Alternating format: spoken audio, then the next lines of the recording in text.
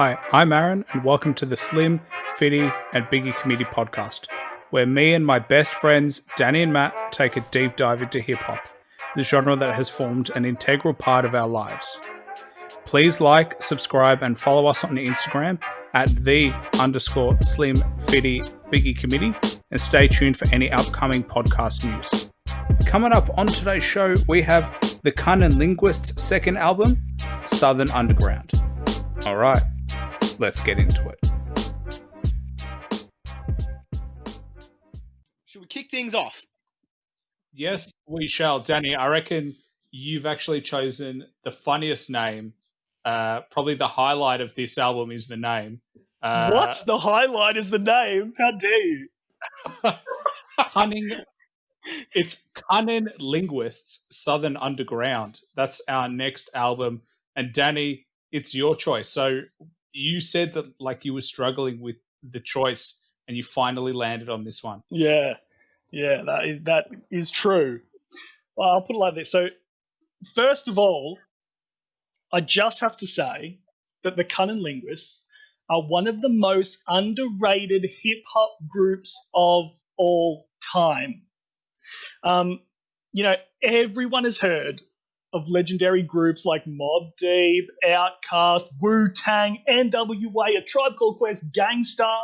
Then you got G-Unit, Slaughterhouse, Black Hippie, D12, and like heaps of these groups with like relatively big fan bases. Like most people who have like even the slightest interest in hip-hop, or at least aware of the groups I just mentioned, nobody talks about the CunninLynguists. Like, have you two ever heard anyone mention the CunninLynguists other than me?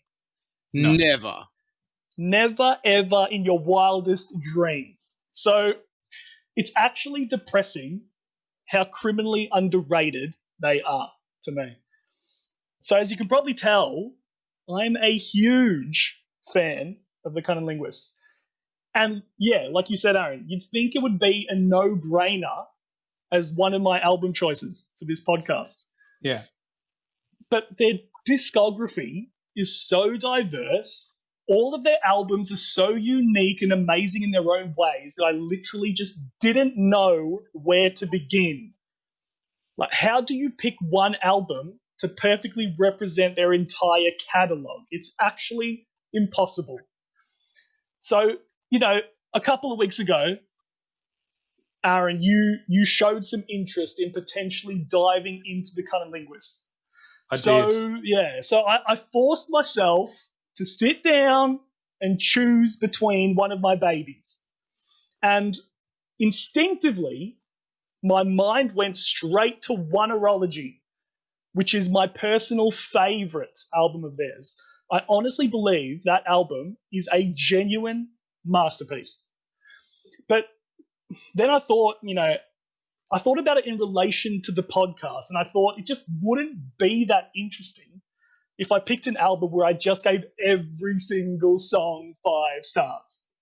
Yeah, especially one that you love like that much, and guaranteeing like to hear Matt and I have critiques like potentially. Yeah, it would have killed me. Yeah, it would have hurt you. Yeah, it would have hurt my soul.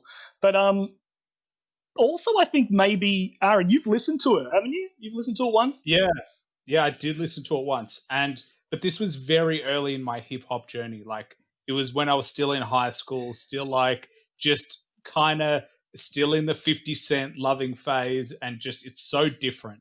Yeah. And it wasn't at the time where I understood how to listen to lyrics, or it wasn't really where I could figure out concepts and stuff like that. Because it's like based on dreams, yeah?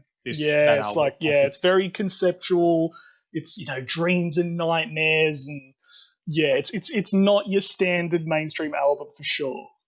Yeah, so I wasn't ready for it in the way that I hadn't developed that keen sense of understanding what hip hop was, the diversities in it. I was still in that mainstream mindset of like your Eminems and your 50 Cents, the one that Matt's still in.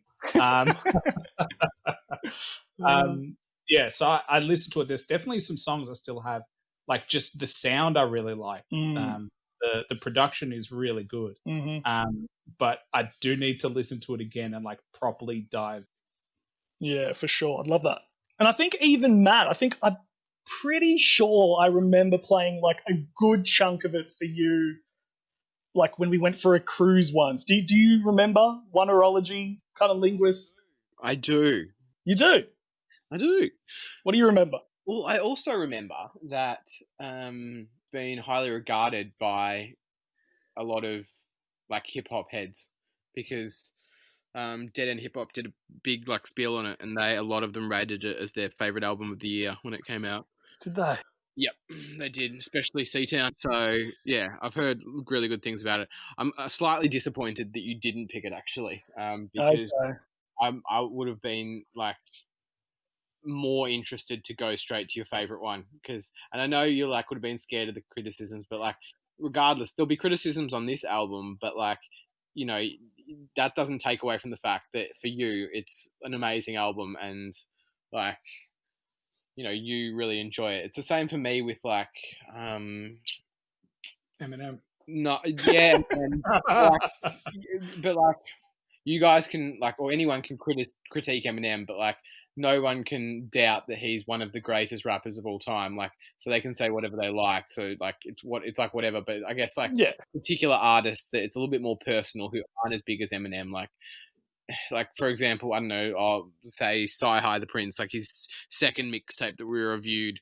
Like I said, I would naturally gravitate towards that more than the Black History Project, the first one, because it was just an easier listen. Like, but I know that the quality of the first one is better. But like I said, I just preferred listening to the second one, having it on, sort of thing. But both of you were like, "Nah, that's wrong." But like that, like I get that. And I was just like, yeah, I guess that's your opinion, but still, like, I still went back and listened to the second one, and I'm like, yeah, I like this. This is good. So it's like, it is hard to take, though. I get what you're saying, but I don't know. I was expecting Wonderology. I was expecting that. Oh, okay. For my choice. Yeah. Yeah. Well, the fact that I know both of you had already listened to it in some form was another reason why I decided not to, because, you know, that also makes it less interesting, the fact that you guys are already kind of familiar with it. Yeah, true. What is this album in their discography? Is this the second one? It is, yeah. It's their Sophomore album. Yeah. But sophomore? I'm pretty sure it's sophomore. Sophomore? I'm pretty sure it's sophomore. SOPHOM? Yeah, I'm pretty sure that's sophomore, like their school. Oh, you might be right. Yeah. Mate, I'm not going to... If I'm wrong, I'm wrong, you know? I'll give you one. You can have this one. Yeah, I'm pretty sure it's sophomore. Every time I hear Americans talk about it. You win, I lose, you're a hero. Let's move on. Okay, so sophomore album anyway. It's a second album. But anyway, with Wonderology off the table, I didn't go straight to Southern Underground. My next thought, it wasn't even my second choice. My next thought was A Piece of Strange, which is generally considered to be their best album. Not by me, because I adore Wonderology, but among their core fans, the general consensus I see all the time is that A Piece of Strange is their best album. And that's their third album after this one. So I definitely considered that. But like, again, it's a very conceptual album, and I just feel it wouldn't have been an ideal starting point. Like, that's an album you build up to. So perhaps somewhere down the line, you know, we might eventually get to that. Who knows? The only other album I considered, so I considered four. The other one was obviously their debut, Will Rap for Food. Like, what better place to start than at the start? But, you know, then again, I feel like they were very much, you know, finding their feet on that album. It still has some classic songs for sure, but other songs might sound a little bit dated at this point. Still a great album, but I don't know, I didn't think it would be the best thing to start with. And so then after, those three, I finally arrived at the topic of today's discussion, the sophomore album, Southern Underground. And the thing about this is you actually rarely see Southern Underground discussed as being their best album. You usually see it ranked like somewhere in the middle of the pack. And Wonderology is obviously number one for me. But whenever I think about Southern Underground, the first word that always came to mind is just entertaining. And prior to this podcast, I hadn't listened to this album in a long time. But what I do remember is always having a lot of fun whenever I listen to it. So I have fond memories of the album, and I hadn't listened to it in a long time. So I thought it would be a good choice for the podcast and, potentially a good entry point for any fans of, future fans of CunninLynguists. So I'm keen to find out if I made the right choice. So I think we should get into it, to be honest. I don't think there can be a better intro. Even if I wrote it all myself, I think off the dome, you did a great job, Danny. So who wants to kick this off? I know that intro is usually a Matt type of a deal. He loves the intros. Yeah. Different type of intro in this album. So, Matt, do you want to kick off the intro? I'll give it a go. Definitely. Okay, intros. So the first thing I noticed about this album was that there appeared to be like an intro. There was an interlude 1, I think it was, interlude 2. Like there was it was sort of back to the classic hip hop album style. I feel like is that like, can I say that? Can I say? I don't know. It's definitely been done before, having instrumental interludes. But yeah, it's a classic. I guess it is kind of a classic thing to do. I've heard it before. Because like we've always sort of said, like, oh, do they need them? Like, do they add value to the album? And I don't know. I didn't mind. I thought, this is cool. I like that. What are they gonna show me in these interludes? Like, I was expecting some sort of spoken word, or I don't know, maybe some raps. But I realized from this intro that one of the heroes of this album, well, I was expecting one of the heroes of this album to be instrumentals, like just from the intro, because you can just feel it from the beginning. It's mesmerizing. I wrote in my like sort of while I was listening to it, I wrote it was a very mesmerizing sound. Obviously, the Chipmunk inspired instrumental is always going to be a winner. We love that. We've said that on albums we reviewed. I really like how it builds from the beginning to incorporate that solid drum beat, and then again complemented by the pleasant keyboard sound, which I've mentioned in other reviews. It's just a winner, that drum beat and the keyboards. Oh, I love it. It's a smooth opening to the album, and like I mentioned before, it just sets the bar for dope instrumentals that are to come, hopefully. So yeah, that's pretty much all I have to say on that. It's a 4-star intro. Nice. It's the highest you can get, remember, on an intro. Yeah. 5 stars, so that's 100% there. No, like I don't know, to get 5 stars. I think I have given 5 stars before, but I don't know. I think off the top of my head, what comes to mind is like Kamikaze by Eminem, the Ringer, I think it's called. Yeah, but that's an actual track. That's a whole song. Okay. This is literally no lyrics. Yeah, I think, but like, do I have to have lyrics to give it 5 stars? I don't know. Could it just be an absolute banger of an instrumental? Like, yeah, no. Well, that's what we're saying, because your theory is if it's a intro or a skit or something like that, you cannot give it 5 stars. You said something like that before. Yeah. You said it on a podcast. And for the listeners who are wondering, when we did an Eminem podcast, we actually didn't do a podcast on Eminem, but we reviewed Eminem's Kamikaze just as friends. So it was kind of the first adventure that we took into reviewing albums. So in case anyone was wondering. Yeah. Yeah. Well, I think like intros have definitely been done better than this in albums we have reviewed. Excuse me, which one? That one, I think, was it the last one? we did? Stormzy's. Yeah, Stormzy's was really good. That's not an intro. That's a whole song. Yeah. That was Gang Sign and Prayer. Yeah. Yeah. No, It was even first things first. Elzar had a better one. The preface intro. Okay. Yeah. Like his was definitely better in my opinion. This is a good instrumental, but like that's all they're giving me. They're giving me an instrumental, whereas Elzar's given me an instrumental and given me some lyrics that perfectly ties in with the second track, The Leak. Like, you know, Yeah. I think he said something like, "Well, now welcome to the preface," and then like it starts. Like that's a perfect intro in my mind. That's 5 stars. Yeah. Okay. It makes sense. Yeah.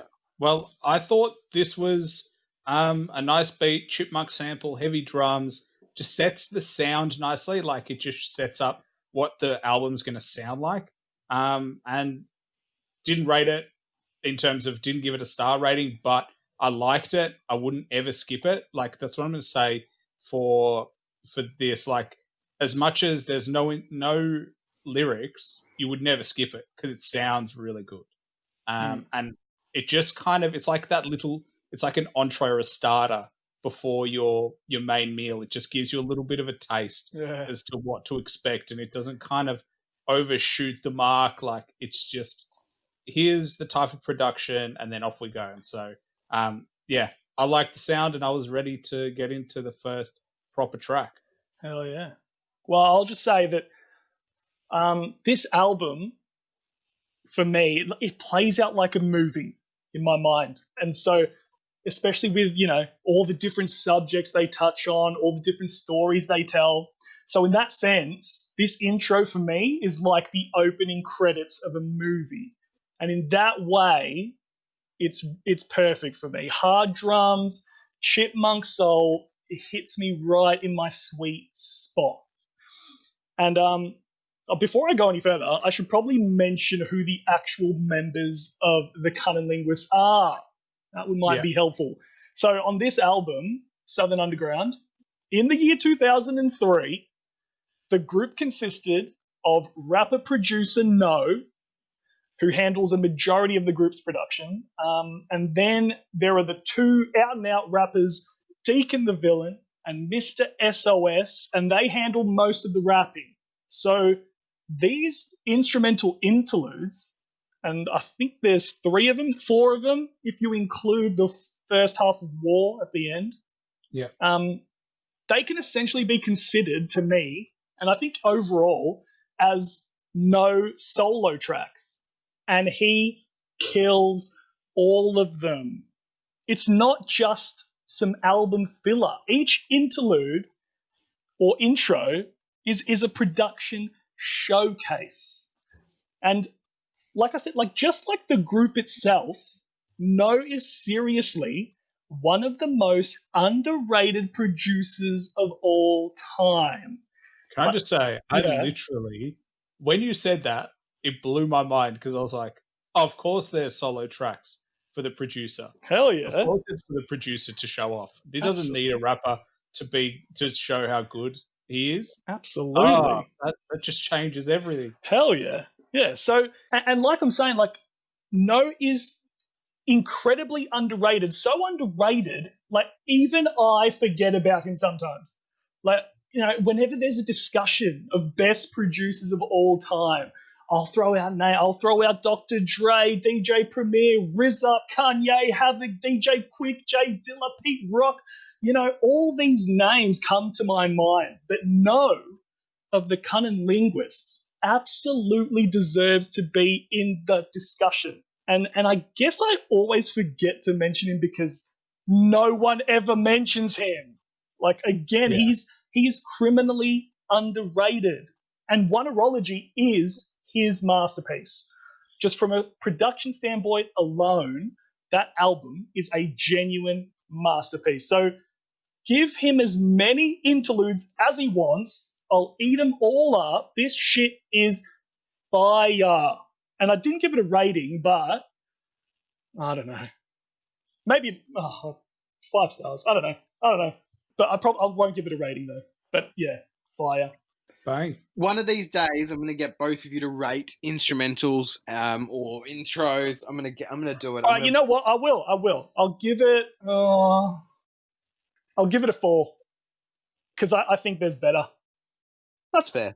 Yeah, that's fair. There are better instrumentals to come, I feel. Yeah, I'm going to continue and not rate it just because I didn't look at it as rating them. But how about for this, Matt? For your next one, I'll rate the intros, the outros, the interlude, whatever else. I won't. If they're purely skits and not even instrumentals, I'm not rating them. I'll rate them. I'll rate the next one, Matt. What a friend. You think the group would have liked us to rate them? I don't know. Maybe. Who knows? Yeah, I don't know. Well, I'm rating him for this one. You're welcome. Cheers. All right. Moving on to Southern Underground, the actual first track of the album. Danny, why don't you kick off the first track? Oh, I would love to. Southern Underground. Just all throughout the album, I want to say Kno does an amazing job of finding the best sound bites and the best scratches to complement each song. Just that Andre 3000 soundbite to kick things off here is perfect. My oral illustration be like clitoral stimulation. That's just funny in itself. Not only does it pay, homage to a legendary rapper from the South, but it also kind of matches that braggadocious nature of the song.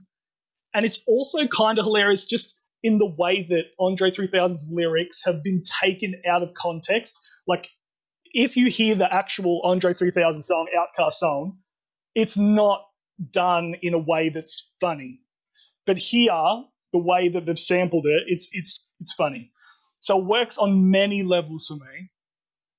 This is one of their 3 instrumentals. Can I just say, Danny, you missed one thing. Yeah. Where you also missed that clitoral stimulation links back to the CunninLynguists' actual name. Oh, you know what? I did miss that. I didn't even register, and now that's even better. Yeah. That is a great observation. I love that. Works on even more levels than I thought. That's awesome. Yeah. This is one of the 3 instrumentals that Kno did not produce for the album, but they picked a goddamn winner with this one. My favorite element of the instrumental is obviously that perfect female vocal sample that just gets better every time you hear it throughout the song. It's delicious. And it was just such a great idea to kick the album off with this super fun, infectious, braggadocious boom bap banger. It's just that's how you get the listener's attention. Deacon The Villain is the first member of the group to feature, and he says straight away, "We're back for another round, Southern Underground. We ain't following that traditional cookie cutter sound." Woo! And then you know you're in for a ride, boy. Some of the bars are actually hilarious on here as well. You have Mr. SOS with, "I've come to Earth to hunt 'em down, spit linguistics, pick up bitches, jizz on big tits, and get your mistress to do my dishes." Yeah, I chose those. That is gold. That is hilarious. And then there's that little back and forth between Kno and SOS. It gets me every time when Kno says, "Mumbling some thuggin' shit is not a sin to me, but doesn't hip-hop need a little positivity? It's all guns and slang and cane. We need some upliftment in the streets. Somebody call David Blaine." And then SOS comes straight back at him with Fuck positivity. I'll bang David Blaine's favorite dame. Make her say my name and hug her head like a Sega game. Yes. Oh Yeah. my God. Oh, SOS, definitely the MVP of this track for me. And 100% agree. yeah, so let me ask you guys a question. Did either of you have a clear standout member of the group after listening to the entire album? Yes. No. Either. Aaron, what did you say? No? No. And Matt, you said yes? I said yes. Who is it for you? It's the bloody villain, mate. Really? It's the Deeks. I love that answer.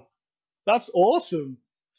And Aaron, I originally, throughout the start of the album, I was leaning towards Mr. SOS, Yeah. but then I think in the back half, Deacon shows off a bit more. So I think they balance out, but I think Mr. SOS has funnier lines. Okay, yeah. Yeah, both those answers make sense. I mean, No's in the background, but he is the production genius, so it's hard to pick a favorite. But if SOS is your guy, then I've got some bad news, because this is the only album by the CunninLynguists where SOS is actually a member of the group. Really? Yeah. What happened? Yeah. Well, SOS, he's only appeared on one track as a guest feature on their debut album. And CunninLynguists was actually just a duo at the start. There was Deacon and Kno. The first album is just Deacon and Kno. They started the group. SOS became a fully fledged member for this album, Southern Underground. But by the time they got to their third album, A Piece of Strange, he was out of there.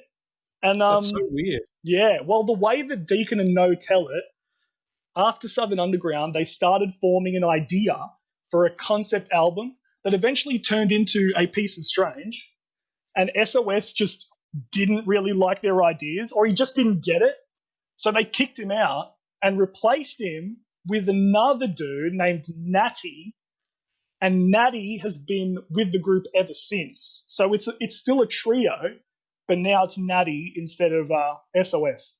So has Mr. SOS gone on to do anything else? He's in another group, the Mighty Haiku, or something like that. He's got a group. I think he's done a few solo albums, but nothing that I've ever, listened to. This is all I know him from. Like, this is all I'm familiar with from him. But he has done other stuff. And like, SOS still went on to feature on a couple of CunninLynguists songs after Southern Underground, so I don't think there's any bad blood between them anymore, or if there ever was. But yeah, no more SOS after this album, so enjoy it while you can. Damn. Yeah. So anyway, this song is obviously 5 goddamn stars, baby. Let's go. Well, I'll jump in, Matt, if you don't mind. No, he's jumping again. He's jumping all over the place again. I can't help it. I've got a lot of energy. Hey, Kermit the Frog over here jumping around. What's going on? I've got a lot of energy. I can't help it when we do podcasts. Yeah, I know. Around. But yeah, I think, Danny, you pretty much covered a lot of it. But like, yeah, the first thing I knew straight away, and I literally said, when I wrote this down, I was like, Andre 3000 sample, and I think Danny's going to give it 5 stars just because Andre 3000's in there anyway. Yeah. Close. Yeah, but I mean, the amount you talked about that sample, yeah, I think I was pretty spot on, to be honest. But yeah, this beat had a really amazing vocal sample, and it always gets major points. The piano as well. Did any of you think that the drums were not as heavy as they could have been? I didn't have any issues, to be honest. Nah. I felt like they weren't as heavy as they could have been. I think later, like every track other than this one, they're a bit heavier. But I think maybe I'm just being harsh, but that's just what I thought when I was listening to it and actually reviewing it. But in regards to the actual verse, I agree. The back and forth between Kno, Mr. SOS, and Deacon the Villain is amazing. Mm. Like you hit that like the first half of that line, but I also had stay insane, take her chain to sell at eBay for change, and use the money for weed to ease her labor pains. And then No was like, I'm offended. And Deacon was like, why? Because she's pregnant and smoking weed? No, because he let her toke for free. That's not how it's supposed to be. But fuck it, you can find me at home lonely, praying to my Eminem shrine, holding a rosary. Oh, I know who loves that line. Yeah. As soon as, and literally, I wrote. Aaron loves wrote, that line. Yeah. No, I wrote as well that knowing Matt, Eminem line will be his favorite as well. So, well, he's in luck. He's in luck on this album. Yeah. But yeah, the rhyme scheme, the interaction, everything, the amount of fun they actually have on this track and the jokes that they have. Like, they have set up punchline and jokes, which is quite rare, especially for like, you know, back and forth kind of albums and tracks. So, yeah, I gave this 5 stars as well. I didn't think that the drums in my mind were bad enough for me to turn around and deduct any points. So, yeah, this is 5 stars, and that's how you start an album, baby. Hell yeah. Baby. You both said everything that I want to say. All right, let's move on. So, the South. No, I just want to say, but fuck it. You can find me at home, lonely, praying to my Eminem shrine, holding a rosary. Yeah. Do you understand the context of when this album was released? And please explain it to me. I will. So 2003, it's a momentous time in hip hop, because at that point, Eminem has released the Slim Shady LP, released the Marshall Mathers LP, which is not even arguably, it's his biggest album of all time. And he's just dropped the Eminem Show while also working on 8 Mile. And if not, I'm just having a look now because off the top of my head, I know it's shock horror, I can't remember. No, 8 Mile was released in 2002. So yeah. At that point, at 2003, Eminem is arguably, I don't know, is it arguably? Like, he's the biggest rapper of all time at that point. Like, I think so. There's no one bigger than Eminem right now. So, like, it's just really cool that, like, the CunninLynguists, like, who are obviously, like, this is their second album, so and I think to many, if not still, they might be considered like an underground group. So it's cool that, I don't know, just they're paying homage to, like, they don't need to do it, but it's just cool that they do. And you can tell. I think they are genuine. I think they are genuinely fans of Eminem and always have been.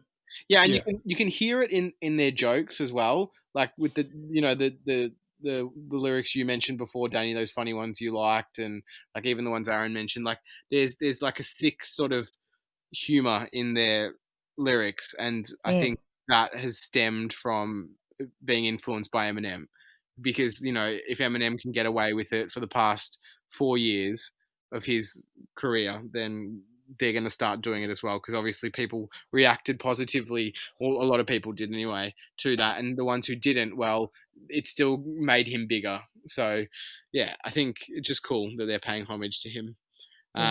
It's also cool because of the time of the album, like I just explained before. Like, it just would have been a really cool time to be older. I just wish I was older in that time. What do you mean? Well, like at that time, I was in like grade 4 or 5, and you know, my first album was the Eminem Show, and I think my second was Get Rich or Die Trying. They were the first two that I remember listening to in my Walkman. My Discman. You're not that old. Come on. Yeah, I know. My Discman. He had cassette tapes, actually. Yeah. I had vinyl, actually. Yeah. But like, just like, I wish I was older so I would have like appreciated them more at that time. You would have never heard about them. They would have never come across your path ever. I guess the internet wasn't as big then either. No. Yeah. And you weren't friends with Danny. Yeah. And Eminem was all over the radio. That's why you became a big fan. Yeah, he was. But anyway, I'll get off that sort of train of thought. Back to the actual song. Yeah. Everything, like, just the word that came to my mind when I was listening to it is DOPE, instrumental, hook, and verse. Everything's dope about it. It's obviously worthy of 5 stars. Shout out to my man Andre 3000. Your man. Yeah, I love that. Your man. Short and sweet hook. It's clever. It's appropriate for obviously the reasons Aaron mentioned about the link to the name of the group. The background vocals and keyboard had this sort of trance effect on me. The first few listens, it gets you into a trance, or it got me into a trance. So much so that I found myself not paying attention to the lyrics. I was literally, I was literally just listening to the instrumental and the background vocals. I was just like, and the hook. That was it. That being said, when I did focus on the lyrics, I was a big fan of the snappy back and forth verses between the three of them. That's my favorite and will continue to be my favorite type of track on this album, which I would want to see more of in the future. More of this kind of thing. I like this. I never get sick of someone's verse, and it's just back and forth. It always keeps you interested, always keeps you on your toes. That's that's for me what I want to hear more of. I loved it. 5 stars. Bang. 3 5 stars to start the album, baby. Let's hope it doesn't go south. He's done it, boys. He's bloody done it. That's one of his best yet. No, it was one of his most obvious yet. Yeah, but it was smooth and simple. As we said, as long as you give me a track with one word, I'll weave it in there somehow. Phrases that I really struggle with. But the South track 3, I mean, before we started, you two were bickering as to who wants to take this one. So, I mean, who's going to take the South? I'm going to take it because this track, name a better 1-2 transition for a song. Just name a better one. Like, it doesn't get any better than this. That's hard to beat. It is hard to beat. This isn't I think I got one that transitions better later in the album. No, you're both interrupting me. This is the best transition into another song. You're both wrong. This is as good as it gets. Like, I'm agreeing with you. I'm disagreeing with you. Well, you're entitled to your wrong opinion, but anyway, this is an even better instrumental than the previous track, and I thought the previous instrumental was really, really good, but this is not even arguably. This is insane, this instrumental. I don't know what the instrument is. It sounds like some sort of brass type. It sounds like, I don't know, like I'm not super familiar with all the different like brassy instruments. I hope the one I'm about to say is in that family, but it sounds like a flute or a clarinet or I don't know, some sort of like wind, or maybe that's not brass. Maybe it's wind. I don't know. Whatever it is, it sounds really smooth, soulful, and yet the drums in it like give it that upbeat sense at the same time. So it's like just this combination of amazingness. The hook is catchy. It's relevant to the song's content, and I love the scratchy effects put on it. That's something that I will come to question later on in the album because I feel it's overused, but I can see that it's something that at the time was a big thing. Like I think I remember hearing that in like other music of that era, like that scratchy effect. Eminem would even do it with his own voice. So I don't know. I'll probably give it a pass, but on this song, I loved it. Like I was like, this is so cool because it was new and I hadn't heard it too much. The content, I think, is amazing because the build up to that really led us astray. The suspense was killing me. The content is amazing, and I want to say this before either of you get into it as well, so it makes me look better. this album has been sequenced very, very well. Like absolutely. every track, well, not every single track, but a lot of the tracks relate to the previous one. Like they're just sequenced very, very well. And I think it's very smart of them to put this song here because it's essentially taking all the listeners back to where they're from and telling them a little bit about their sort of lives growing up and what it's like in the South. So for those people who don't know, so yeah, it was very thoughtful of them. So the content, it essentially introduces listeners to what it's like where they're from, to live where they're from. My favorite verse is the third one, where SOS and Deacon team up, and they deliver my favorite bars, which are, and if you don't want cops cuffing you up after your freak show, remember jail baits are developed, so check your IDs, yo. Oh, that one just made me laugh because I was just like, that's so funny. Like, I don't know, it's just a funny line. So I enjoyed that, and that was a 5-star track. Sure is. Yeah, I'll to use a common phrase from Aaron, I'm gonna bloody jump in here. Yeah, like Feels this. Good. Yeah, it feels good to say. Yeah, so this song, it's basically a love letter to the South with that classic CunninLynguists spin to it. And yes, it is another boom bap banger. And I also am guessing that it's a flute. And it's just such a unique, choice of instrument for a hip hop song. But Kno can make any instrument sound dope.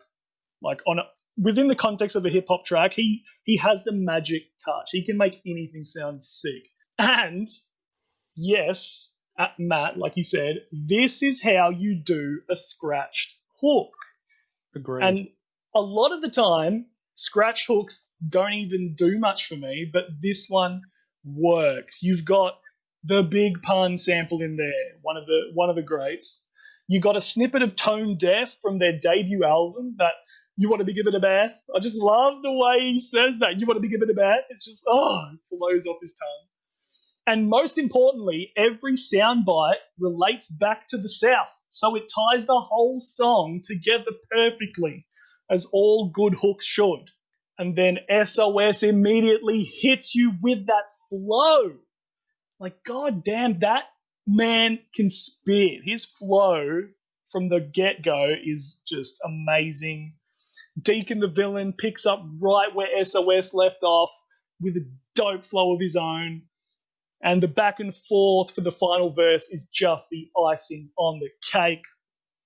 And even though the whole song is a love letter to everything under the Mason-Dixon line, they're not ashamed to admit that it's not all rainbows and sunshine down there.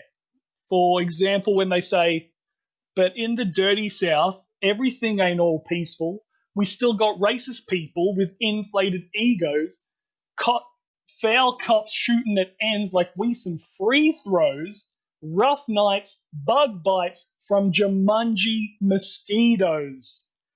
Just the idea of Jumanji mosquitoes. That is a funny image to have in your head. Like, that's scary too. Like Matt, I love everything about this song.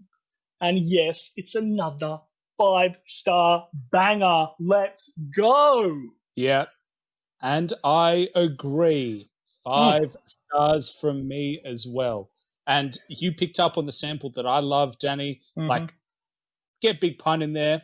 To me, sometimes people who love hip hop kind of forget about Big Pun as one of the greats, but he is definitely one of the greats, especially, it's coming from the South. But this is less about gangster shit, and it's more about how good this instrumental is and how fun it would have been to rap over and how nice it sounds with their flows. Like you said, Mr. Sauce, he's fantastic. I'm pretty sure it's SOS. Oh, SOS. I just say Sauce. Please don't.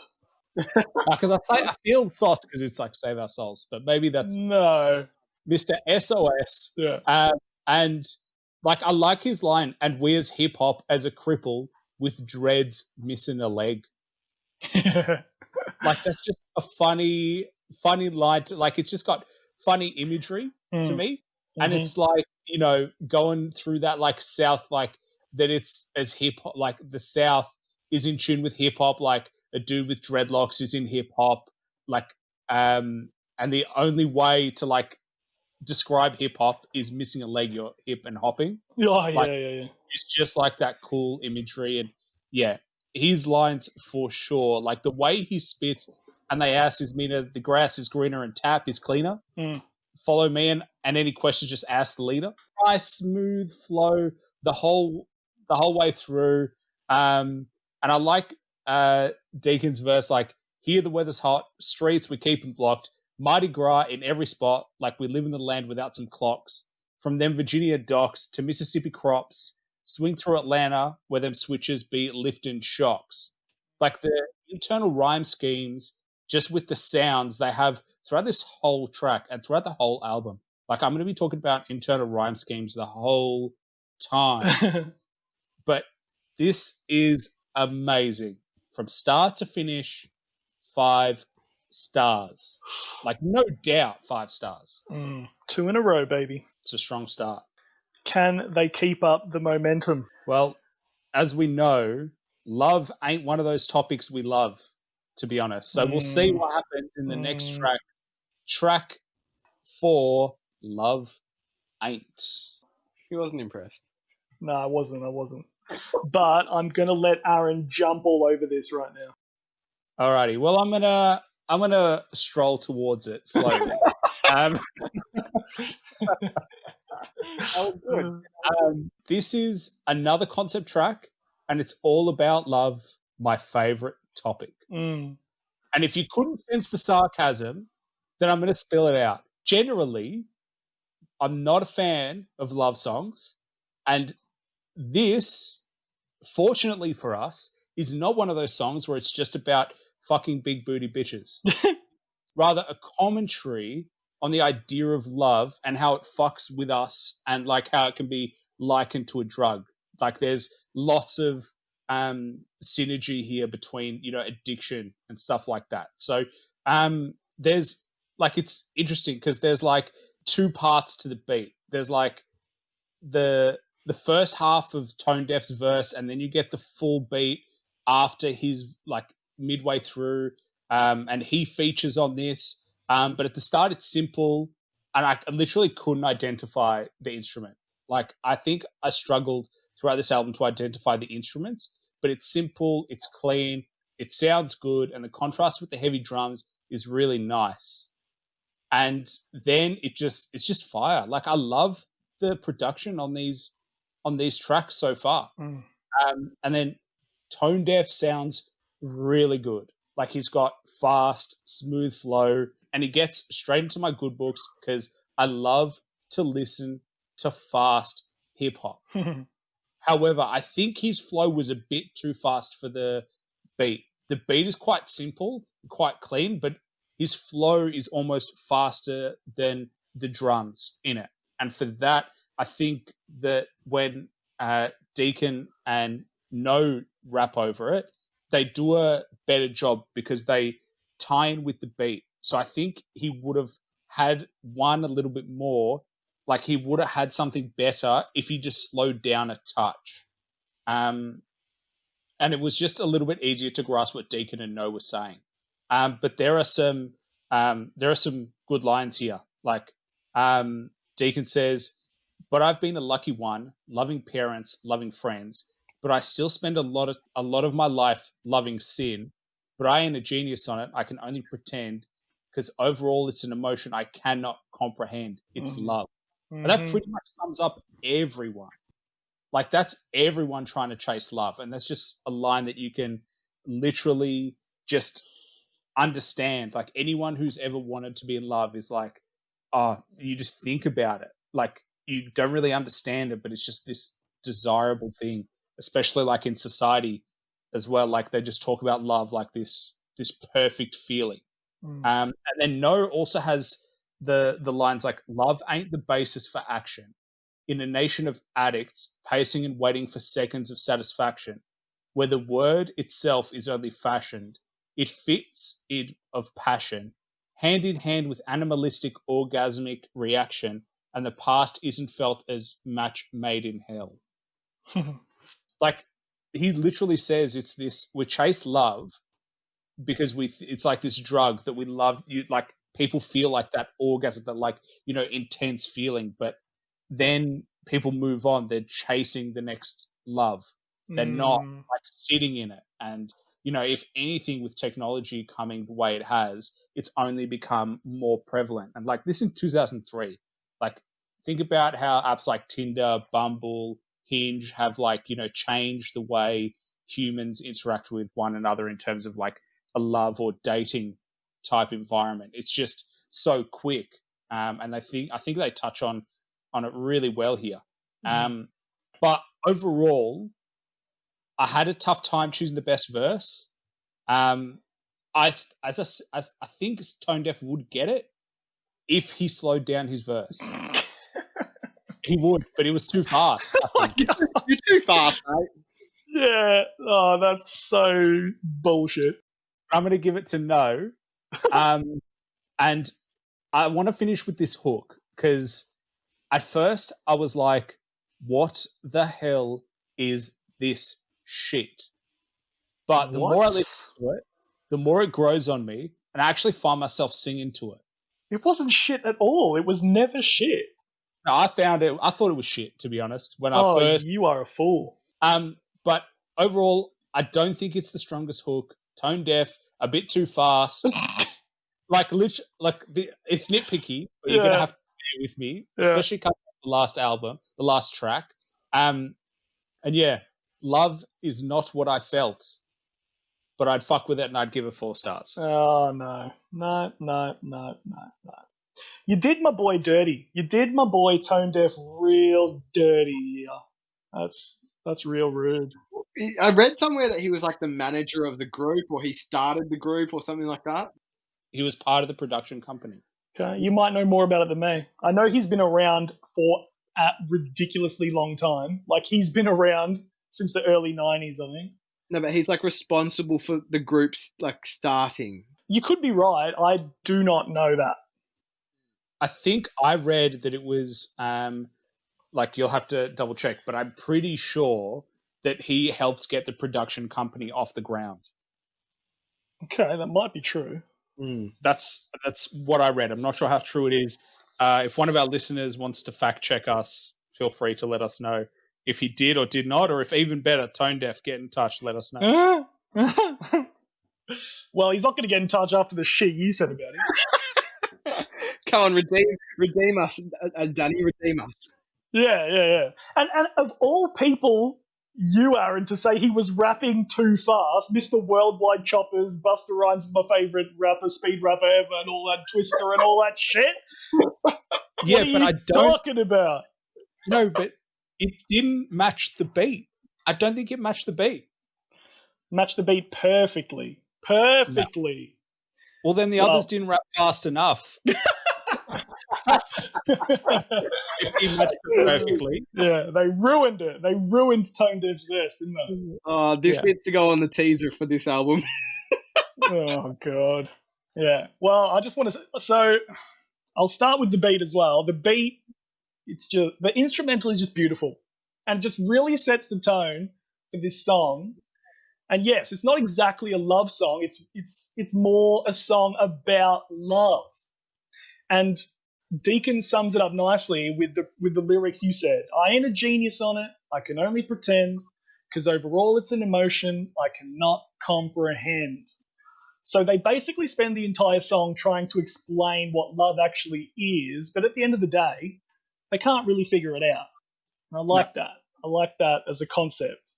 It's a great twist on just a classic love song formula. And just the concept works for me a hell of a lot. I also love, and you're wrong here, that No uses that vocal sample. Oh, so well. It's so much better than getting a random R&B singer to do a corny ass hook. I just wish everyone in hip hop would do hooks like this. Get the sample and make that the hook. and it works for me so well. I don't know what you were listening to. And then Just didn't hit me the right way. yeah, but it eventually did, you said? It's growing on me. The more I listen to it, the more I like it. Okay. Because when I was listening to it, I was like, yeah, I just thought it was really good, and I probably must have thought you would have really liked it. So you saying that shocked me a little bit. But Good thing you didn't take it personally. I'm messing around. But what I am taking personally is Tone Deaf steals the show. He destroys this song, and he always does. Like, Tone Deaf is a frequent collaborator with the CunninLynguists. I'm not sure that he founded the group or I don't know any of that, but he collaborates with them all the time. He's appeared on most of their albums and mixtapes. He's a multi-syllable lyrical miracle kind of rapper, and he's also, yes, a bit of a speed rapper, but there's often like some deeper meaning hidden within his lyrics. Unlike most other speed rappers, you know, the Busters and all that, who usually just string a whole bunch of words together that don't mean anything. And this song is a perfect example because Tone Deaf's verse is so profound. Just these lyrics. You best fix whatever's wrong and just move on and get on with it, because you'll catch bigger fish in the sea if you manage not to drown in it. It's sad but proud or not, most of your standards go down a notch when loneliness drinks at the bar you set too high. Do you understand what he's saying? I had those lines as well. But that is, I don't even know how to begin unpacking these lines. And I almost don't want to, because trying to put it in plain English just would ruin the pure poetry of it all. But like, come on. Most of your standards go down a notch when loneliness drinks at the bar you set too high. That is just, it's genius. Yeah. Like Deacon and Kno, for me, have the impossible task of following this monster of a verse, and even though they stick to the concept and deliver solid verses of their own, they, for me, are always going to be overshadowed by that Tone Deaf verse for me. But this song is amazing, and it is definitely 5 stars. 3 in a row. Let's go. That is your favourite catchphrase. Let's go, baby. Where are we going, mate? Where are we bloody going? Mate, we're on the... I'm just too excited. I can't contain it. Well, when you find out where we're going, you let me know. Let us know and we'll jump in and we'll head on. I know you'll be jumping in, that's for sure. No, he strolled to this one. Yeah, true. I need to jump and then I'll give it 5 stars. Yeah. Well, I think Matt's going to be on my side. All I'm going to say is I am Phalix or the Matter Lord, Master of War with Plasma. Yes. Yes, I love that you brought that up. So, for all the unaware listeners, that is from their lyrics of Tone Deaf. From, I'm going to botch the pronunciation of this song. I can't even say it. It's like Uratora Kaiju or something like that. It's Japanese. Yeah. Like some epic monster battle. It's from the Strange Journey volume. Is it 3? Yeah, I think so. Yeah. It's one of their albums, the group's album. And like I am Phalix or the Matter Lord, Master of War with Plasma Swords. That voice reminded me of that song. And I was like, what do you mean?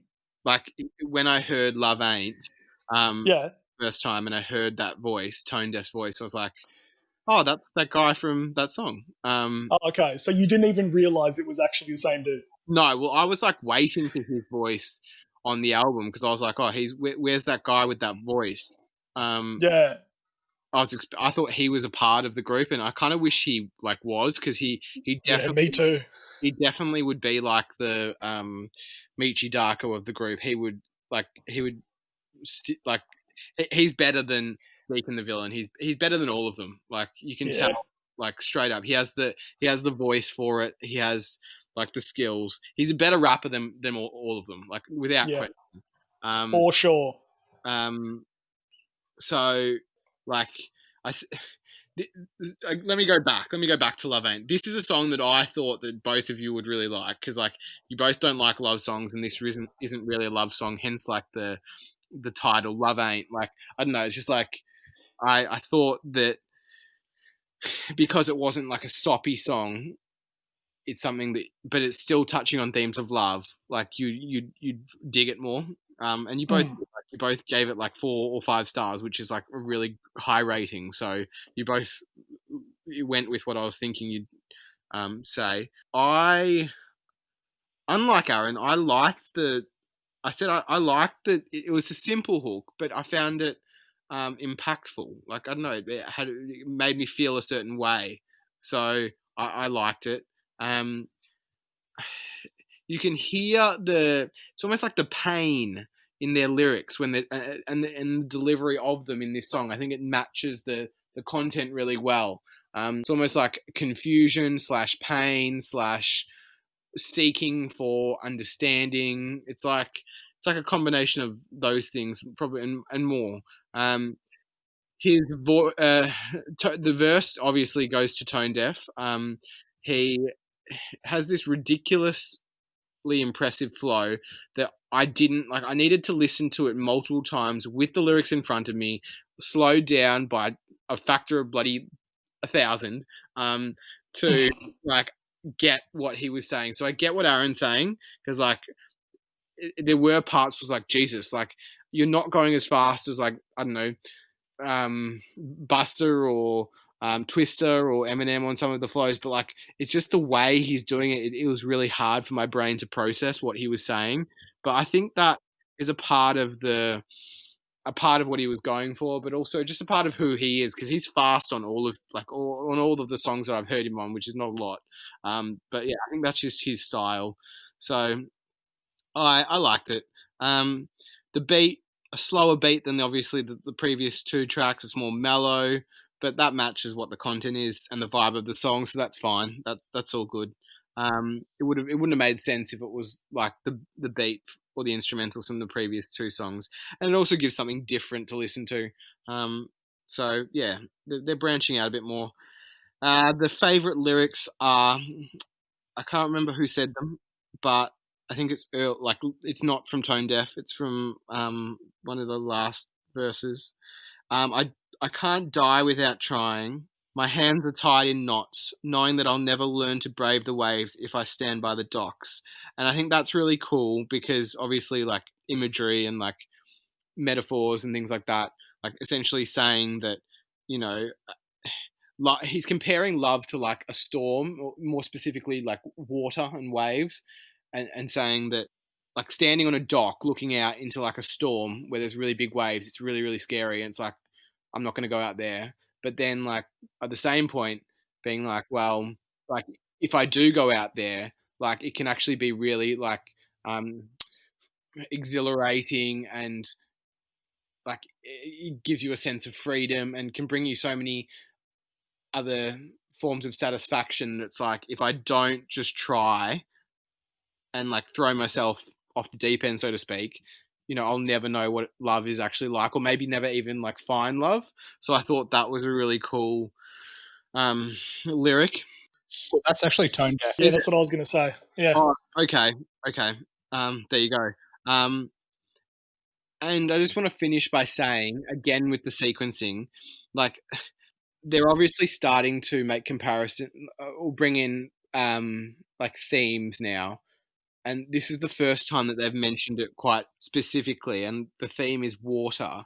And that is like from this song onwards, sort of weaved into songs. And it's sequenced so well that the next song is obviously titled Rain.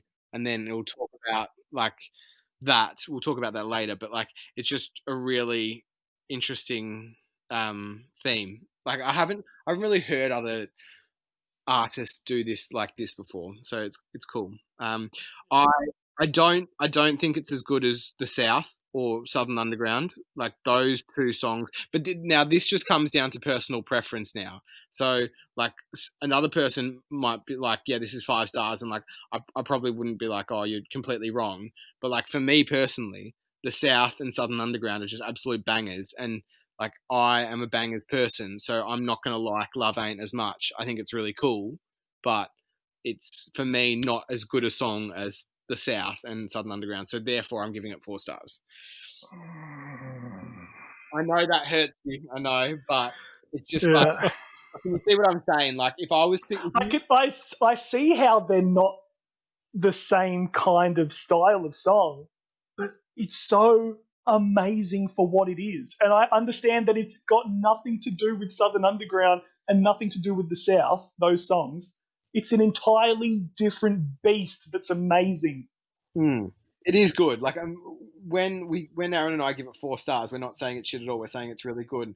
But the way that it made me feel compared to the South and compared to Southern Underground was different, and not different on a same level of impressed sort of way.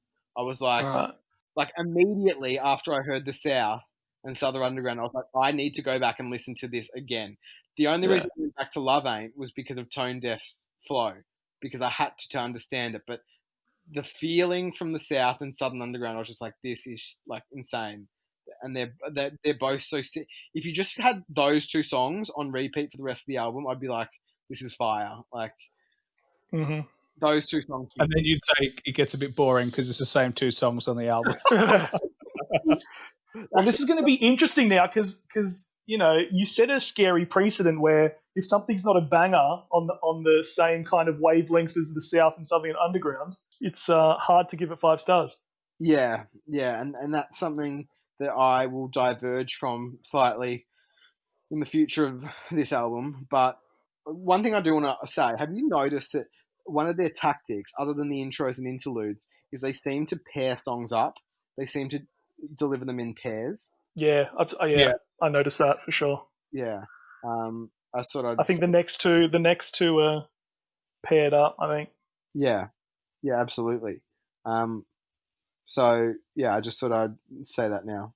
But yeah, 4 stars for me. Danny's upset. Nah, there are tears falling off his cheeks onto the desk. It sounds like rain. Yeah. Okay. Let's move on. You can tell he's upset when he just moves on. Anyway, track number 5, Rain. Rain, rain, go away. I'm gonna start with this because I need to get. No, I'm gonna start. No, I'm starting. Okay, you can start. I need to get this off my head quickly, so then it can only improve from there. Oh no! Although it fits with the previous track's theme, this song felt quite tokenistic to me because, like SOS or Sauce or whatever you want to call it. No, don't ever say Sauce. How is that a name? I kind of like Aaron's like easier way of saying it. Sauce. It also sounds incredibly Australian. Sauce. Yeah, it does actually. Sorry, Mr. SOS, Mr. Worldwide. But because he didn't get a verse on the better version of a love song, which is Love Ain't, like I felt like this was gifted to him. It's like, all right, now tell us your opinion of love. Like, I don't know, I just, for some unknown reason, well, it's not unknown, for that reason, it didn't sit well with me. I don't like the second verse's beat switch or the second verse, like, really on the whole, as it uses bars already stated in the first verse. It's sort of. I think that's what I like. That's what I like about it. Okay. But they use the same lines, but at the very end, he puts a twist on it, so it's not exactly the same. True, I did notice that. I did. The hook is okay, but nothing special for me. The first half of the song is its only redeeming quality of this track, but I would still skip it in the future. I wouldn't come back to it. Again, this might be, like Aaron said before, it might be something that needs to grow on me, like the hook for the other song, the Love Ain't one, maybe. But I just, I re-listened to it again this morning, and I was like, can I upgrade this? Can I like give it more stars? But I just didn't like. I didn't like it. It wasn't for me. So at the moment, I don't usually do this. Don't usually give half stars, but I feel really bad about giving it the stars that I have on here, so I'm going to upgrade it slightly. It's 2.5 stars for me. It's a pass. Wow. Yeah. Aaron, I want to hear you because that's interesting. Yeah. Well, let me tell you that we're going to have something different. Because so we've gone from a track about love, and now we're more into a track about relationships. And I will say this is not common. Like, out of the hip hop albums that we've listened to, the love tracks tend to be at the back. They tend to be like the fillers in a way. Yeah. Like they're in like, your 18 tracks, and they're like number 16 or number 15, and they're there to fill it up and just hit the mark. This is track 4, which was the third track with lyrics in it, and track 5 are hitting on similar tones, but this is more on relationships. So I just like that they've clearly intended to hit this, and they're not hiding it behind a body of work. They're like presenting it really early, and I really like that because it's not just doing it tokenistically, as Matt said. So I actually disagree with you on that sense. Yep. And I also like that it's the first solo track. It's just given to Mr. SOS. And it's just interesting that they give it to him first, and then we get into it. But the first thing that I love is that grimy sample that Cannabis brings. And right now, like if we think of all the people that they've paid homage to so far, Andre 3000, Big Pun, and Cannabis. Yeah. All absolute legends in the hip hop game. And I love that they have paid homage to those people. Yeah. So it's just really interesting that they've done it, and they've actually, Kno has gone out and gone, yeah, I'm going to choose these people. And this beat, like, it's sad and it's depressing, and it just hits tonality for me. Like, the piano almost represents tears. Like, it almost, just the melody of it represents tears. And then you've got the heavy drums. And then we get this violin come out later in the beat. And what I am always really happy with is they've, like, Kno adds layers to his beats. Very rarely are you going to get, one beat for the whole track. Yeah. He's adding layers throughout, and I like that. Sometimes it's not as good as the start, and sometimes it's better with the adding layers, but at the very least, he's always trying to show off. It's like, a rapper switching up their flow in the same way that a producer is adding layers to their beats.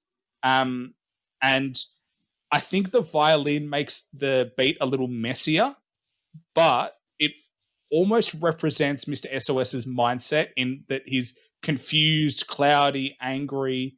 So I think it kind of works in that way, where this is like, quite heartfelt. And he doesn't speak about that usual shit of just, I want to sleep with you and then fuck off. And like, I'm a reliable guy. He doesn't do that. Like, he doesn't do that classic hip hop thing. Like, we had a go at Sci-Hi for, saying that I won't cheat on you and all those types of lines. They're just corny. They're overused.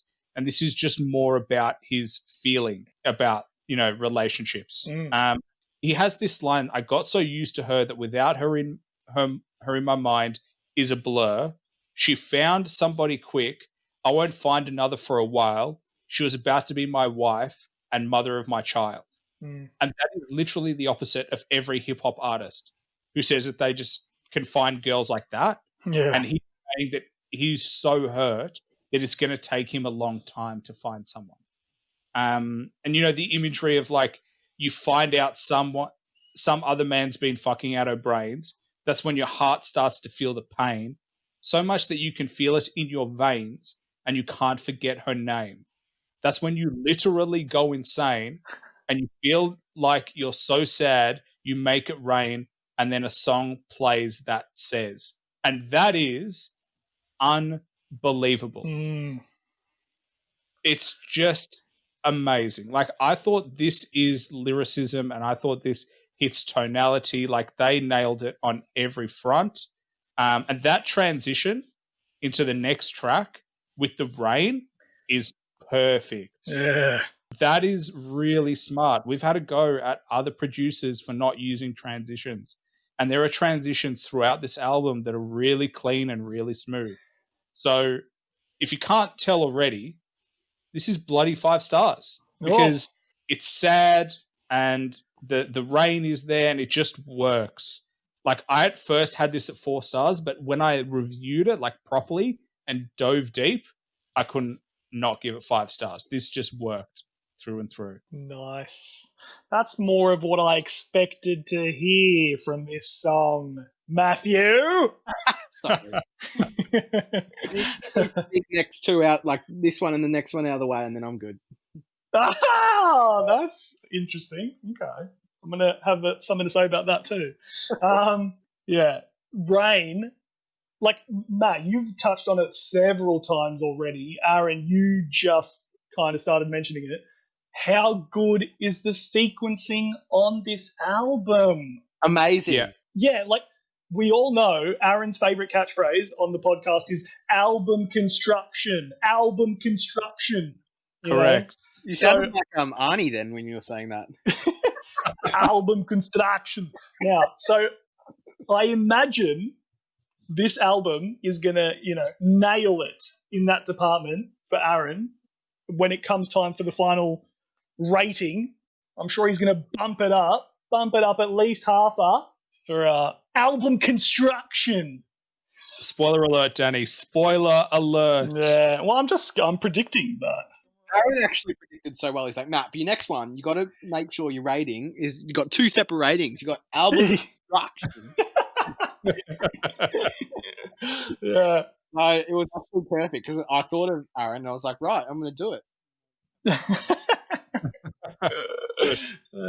Yeah. So we go from a song about love and then immediately follow it up with this song about, a specific case of love gone wrong. So it works. The sequencing is so good. Aaron touched on like the progression of the instrumental, how it morphs into something more, like it morphs into something more ominous at the exact moment when he begins to reveal that his girl was cheating on him. I love that little touch.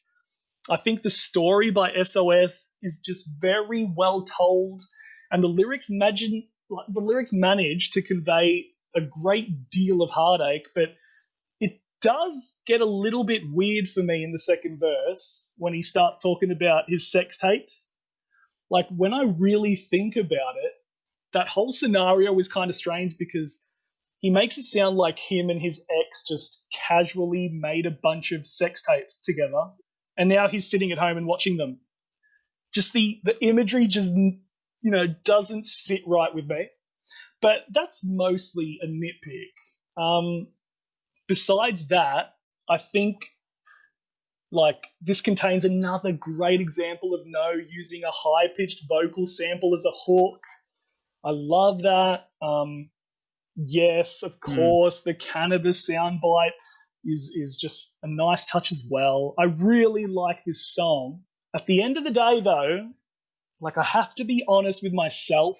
I understand it's a great song, but this song does feel like a slight step down from the other songs we've heard so far. And it's strange because I'm the opposite to Aaron. For the longest time, I had this as a 5-star song, but when I really think about it, I just don't feel as strongly about this song as I do about Southern Underground, The South, and Love Ain't. So, for that reason, I'm going to hit this one with 4 stars, but I still really like it. You've done your dogs dirty, mate. Yeah. I gave him enough compliments, so I'm allowed to give a 4-star here and there. Just don't request Mr. SOS on our podcast. Oh, no. You touched on a good point, watching, imagine going back and watching your past sex tapes with your ex. Yeah. But my only counterpoint to that is, imagine being that desperate and sad that you were like, I have no idea what happened. and you go back and you look at those sex tapes and you analyze the shit out of them, searching for answers. Yeah. Like that to me just reflects how fucked up his state of mind is. Yeah. Like he's literally going on there and he's like, you notice on the tape she doesn't kiss you and just fucks you. That's powerful. Yeah. Yeah. And that's when your heart starts to feel the pain. And that's like the transition into there. So it's weird, yeah, but it's like, you know, that's his mindset, that he's looking for answers, and then he sees the signs that he never saw before. Yeah. Well, that's not the weird part for me. Like I accept all of that. It's the weird part is that they made so many sex tapes together. It's just part of their relationship. That was the weird part. Yeah. But anyway, that's just like, you know, each to their own. I wouldn't do it. I guess if your partner was like, yeah, I think you might be like, I'm doing all right, let's do it. I'd just be too scared that it would get out into the you know, onto the internet. I'd be too paranoid. Yeah, but you just don't show your face. Okay, I'll put a mask on next time. All right, moving on. Track 6, Matt. I noticed you noticed my transition. I did. Oh, what? Come on, tell me. That was good. If I missed it completely. Yeah, I literally just said, oh, you must be doing all right, and then you just go for the sex tape. I can't quote it. I forgot, it was too good. Oh, interesting. Nah, he's done well. He's done bloody well. Danny's like, this is like a repeat offender of missing. I'm always on it. I'm always listening. No. The first time you had an issue, he didn't do it. So. No, do you know what I've realized? If I'm talking to Danny, he won't figure it out. But doing all right is a common phrase. You can slip that in very seamlessly. Which I did, so thank you. Yeah, I gave you compliments for it. Track 6, doing all. Well, I think Matt has already given it away, so he might as well go first because he didn't like it. I really don't have a lot to say about this one. Yes. Yeah, so just get it out of the way then. All right, done. I'd skip this in the future. The main reasons are I just found the verses like really long and draggy on, sort of like boring. I was just like not feeling them. The instrumental for me was lackluster and the hook was very, very plain. I just was not feeling it at all. This is my 2-star track. This is the one that I like. With the Rain one, like I feel like I was too harsh because like it had the cool theme of sticking with that water thing that I was talking about before, and maybe I need to listen to it again. But this one I just can't get into at all. Again, listening to it this morning was like, I'm going to upgrade this. I'm going to give it 3. But then I was like, nah, fuck it. I'm not doing all right. This is this is a 2 for me. This is low. And this will be the lowest point that I get to on the album. Yeah, it's all up from here. Well, yeah, I can see how it's all up from here, but I just don't see, again, how it's a 2-star song. Like, the message of doing all right is essentially, you know, always look on the bright side. So it makes a lot of sense to have it as like a follow-up to Rain, where SOS wasn't actually doing all right. So sequencing, it works perfectly. I didn't think about that, actually. Yeah, mate, all the sequencing on here is perfect. Yeah, spot on. Yeah. I like the way Deacon and SOS both start their verses with exactly the same lyrics. Agreed. And then proceed to, you know, ponder what would happen if the world was about to end, while also reflecting on their life up until that point. Like, I don't understand what you don't like about the content of the song. What's the issue? I don't know. I just think like I just remember getting halfway through Deacon's verse and just being like, for whatever reason, it could have just been like a mood that I was in. It could have just been like I was just like wasn't vibing. I don't know, a bit like it was a combination. I didn't like the instrumental. I didn't like the hook. I was just like, you know, I'm more of a beats person. And this one, I think again, it's a slippery slope, isn't it? Because once I'm loving Southern Underground and the South, it's like I'm waiting for that again, and I just think I got over this track because I was just like, I just wasn't feeling the beat, and there was nothing to keep me in it. But like I can see how the lyrics, like I'm looking over the lyrics now, the lyrics are there. They're definitely like they're not. Don't you think it's an interesting subject to tackle? Like the predicting, Nostradamus predicted the world was going to end. What if it actually did end? What would happen? It's an interesting topic to discuss as a song. Yeah, they've got bars. They've 100% got bars. Yeah, I think it comes down to, again, a personal preference thing, right? Yeah, subjective. Yeah. Yeah, I can see it, but like it's just because in my mind it's just I could never go that low. But anyway. Yeah. Maybe it's harsh. Like, these are things that, like, it grows on you over time. Like, even you said, Rain was your 5-star track, and then now it's become a 4-star track. Like, you change. Like, yeah. And actually, this one did grow on me. I used to have this lower than I do now. So, but not that low. Not that low. Yeah, like the storytelling that SOS does here, it's just extremely, for me, it's just so smooth and effortless. The whole conversation between him and the gas station attendant and the way he presents it is so naturalistic. Like he says, I pull up to Shell in my truck, look up, nah, Earth ain't about to erupt. Open my door, get up, slam it shut. Marv, what up? Let me get a bag of ice and a stack of plastic cups for a minute. We chat about life and all that. Then we dap. Check you out tomorrow night. I'll be back. Just like, he's just so casual and cool about it all. I love it. The whole sequence just gets me every time. There's nothing even special really about what he's saying in that particular section, but it's just the way he says it that impresses me. And Deacon has a good verse as well. I still prefer SOS here, I think. I also love how Kno lets the beat ride out at the end. Just the combo. That's when the beat elevates for me, because he lets the beat ride out. You get that combo of guitar and piano plus the drums without any lyrics. It just makes me appreciate the instrumental even more. So, yeah, like I used to have this. Like I had Rain at a 5, downgraded to a 4. I used to have this as a 4, but this time around, I just found I was enjoying the song like so much more than I remembered.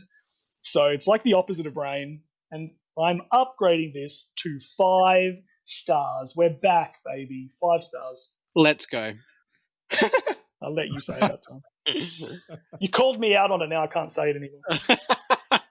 No, I like it. I've noticed it a lot lately. I'm just like, he said it. Yeah, I'm going to keep saying it. Don't worry, I'll keep saying it. Good. And we're all going to say it as a way of just keeping you in check. Yeah. So let's go. Let's go. All right, jump in, Aaron. Yeah, I'm jumping. I've jumped right into this. So we've talked about the transition, and then the rain disappears and the sun is coming back. Like the transition between rain and then it feels like sunshine is actually really cool to me. And that positive outlook that no matter what, they'll be doing all right and doing okay. And what's even more interesting is that this is not a track about braggadocious rappers. This is just a beat about like, my life's pretty good. Yeah. Like it's not telling anybody they're the best. They're just going, it's good. Like there's some shit, yeah, but there's also some good. It's not the best beat ever, but it's light, heavy drums, and it's easy to listen to, and it's a nice vehicle for Mr. Sauce and Deacon story. Mr. SOS. Yeah, and you said, like, I love that they start their verses the same way, and they both sound really good. And like, it's just nice when Mr. SOS is like, I think realistically on it, what could fuck up a planet in one day without warning? And if the world does end, I can't be mad at God because life could have been much worse. At least I'm satisfied. He does have an interesting comment on society, and one that I don't necessarily agree with, but I think you guys will probably realize it once I say it, but at least I have life. Some people, their life was stolen, set up for a crime, and behind bars is where they hold them. We got kids killing kids because Earth is cold, women using abortions as a form of birth control. It hurts the soul and leaves a scar on your conscience, but it's a blessing that I made it through this nonsense. Mm. I don't agree that women use abortions as a form of birth control, but I can understand what he's trying to do in the verse. It just feels like it works in the verse. But he's not saying, he's not anti-abortion though. What he's saying is that women are so promiscuous, they get pregnant all the time because they don't use protection, and so they're popping them out left and right, and they just rather get abortions all the time than actually just wear condoms.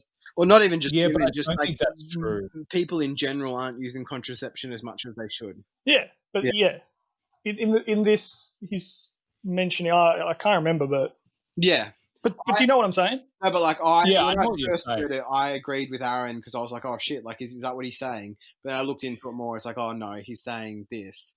But like I see where it perked up Aaron's ears. But I definitely agree. I was like, oh shit, what's he saying? But now I realize, no, it's more about he just is asking. He's just saying that people should be using contraception more. Like Exactly. yeah. Yeah, maybe. Well, to be honest, he himself, he said that. He clarified that exact lyric on Rap Genius. Did he? Yeah.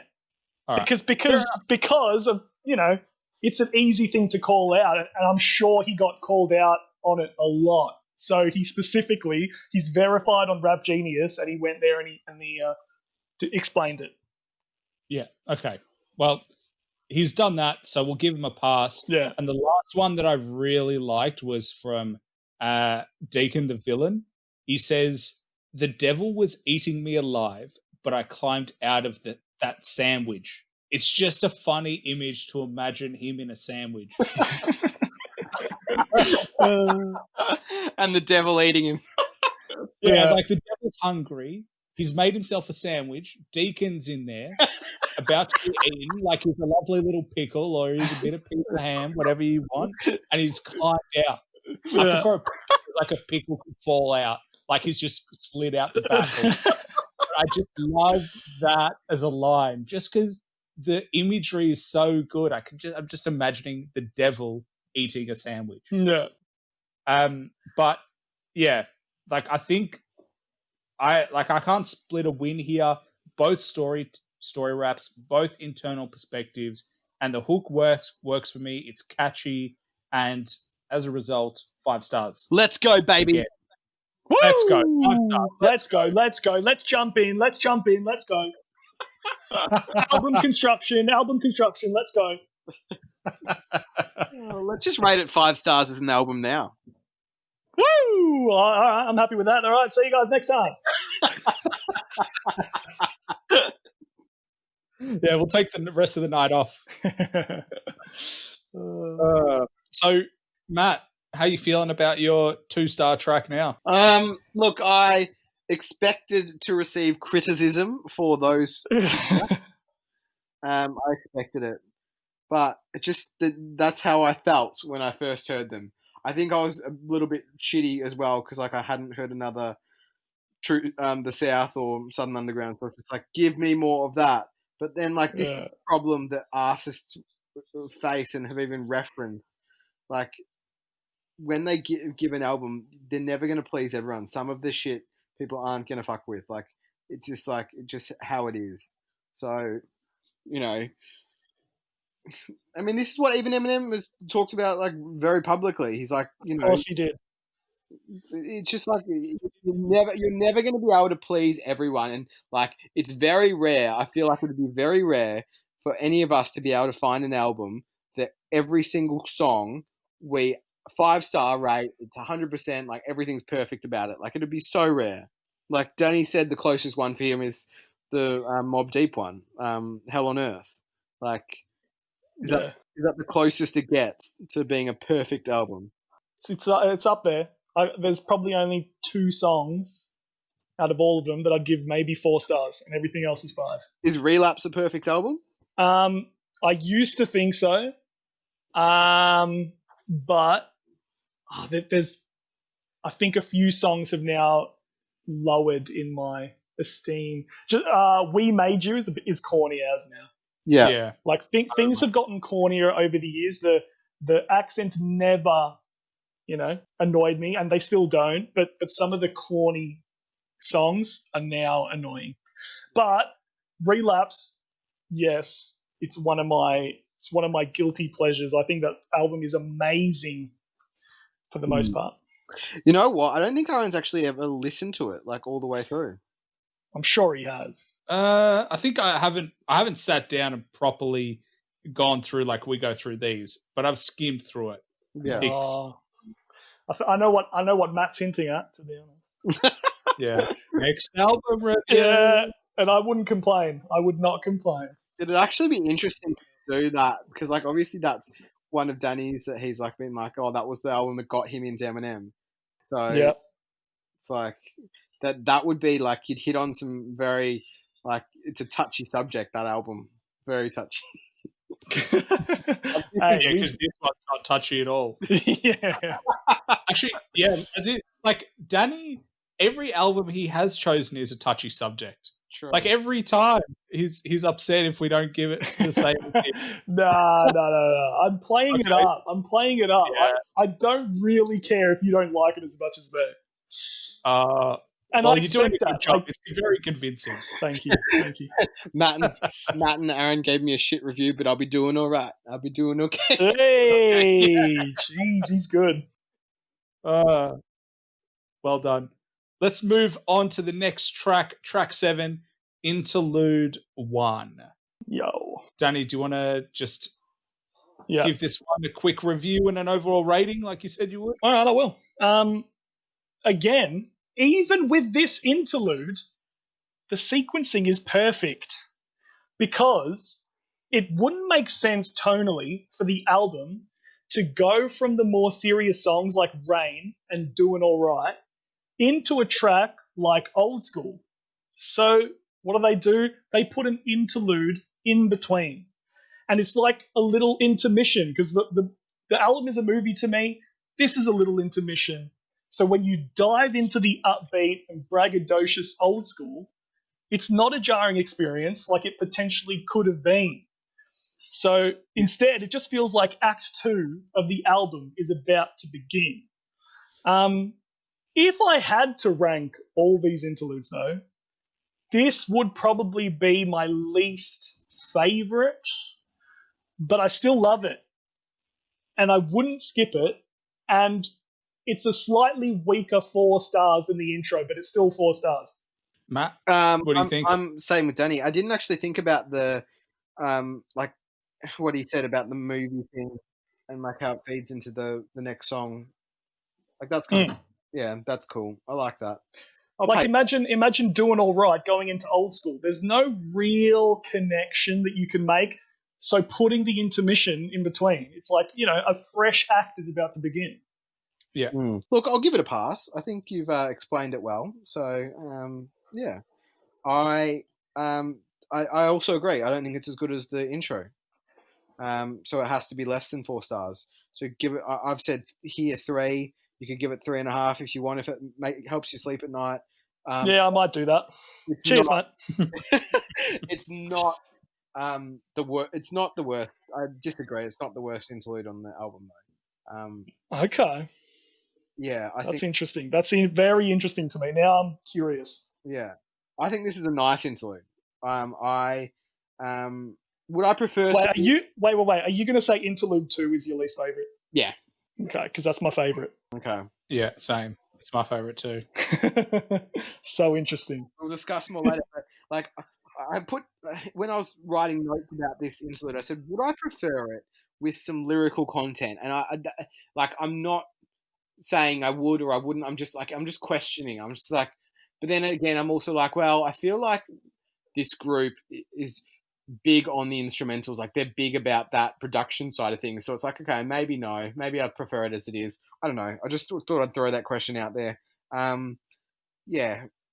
Does it add value to the album? Well, if you're saying it's a showcase of their production, then I suppose yes.